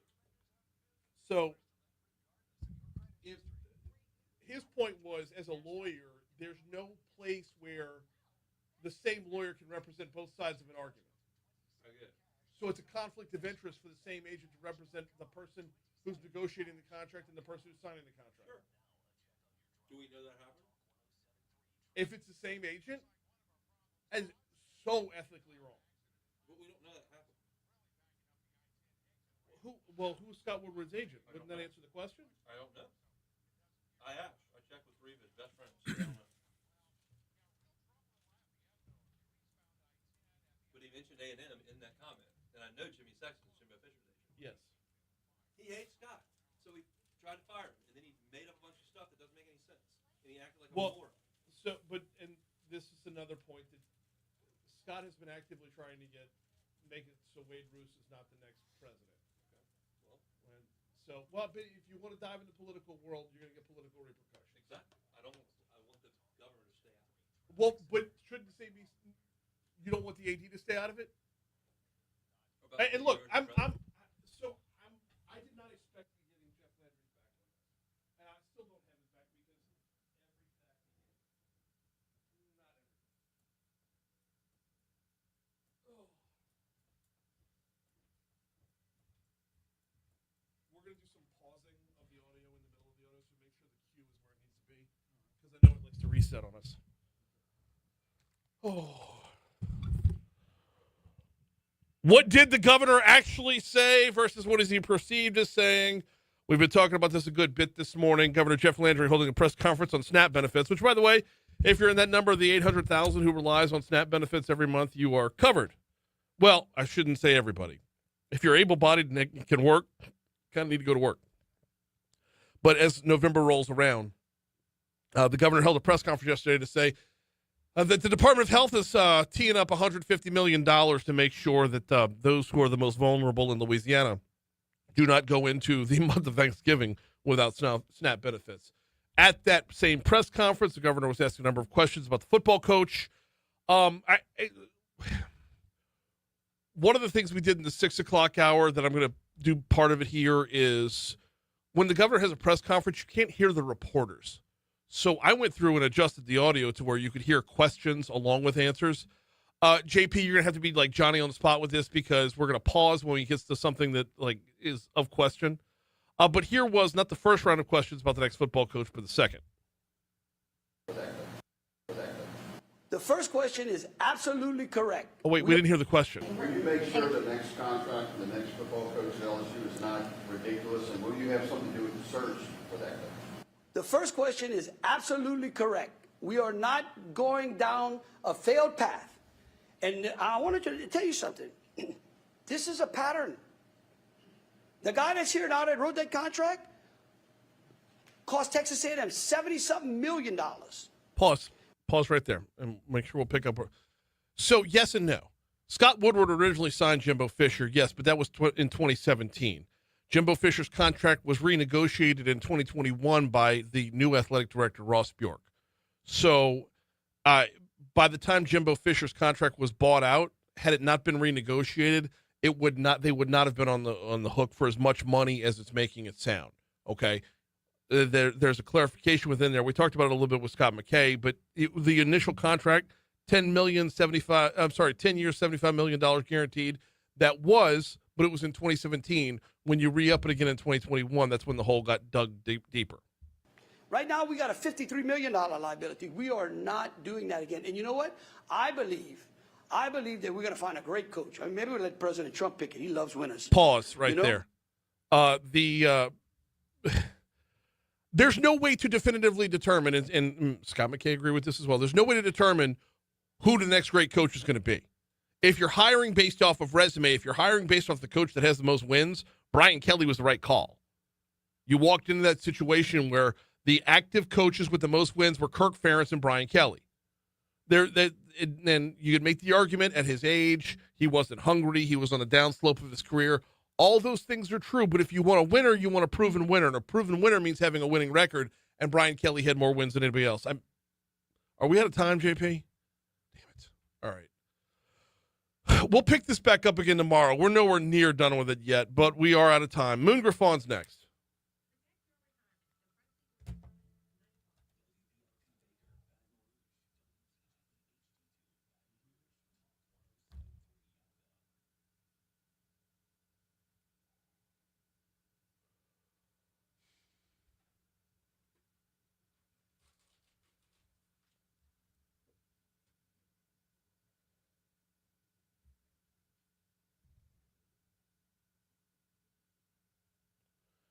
All right, guys, I got to get out of here.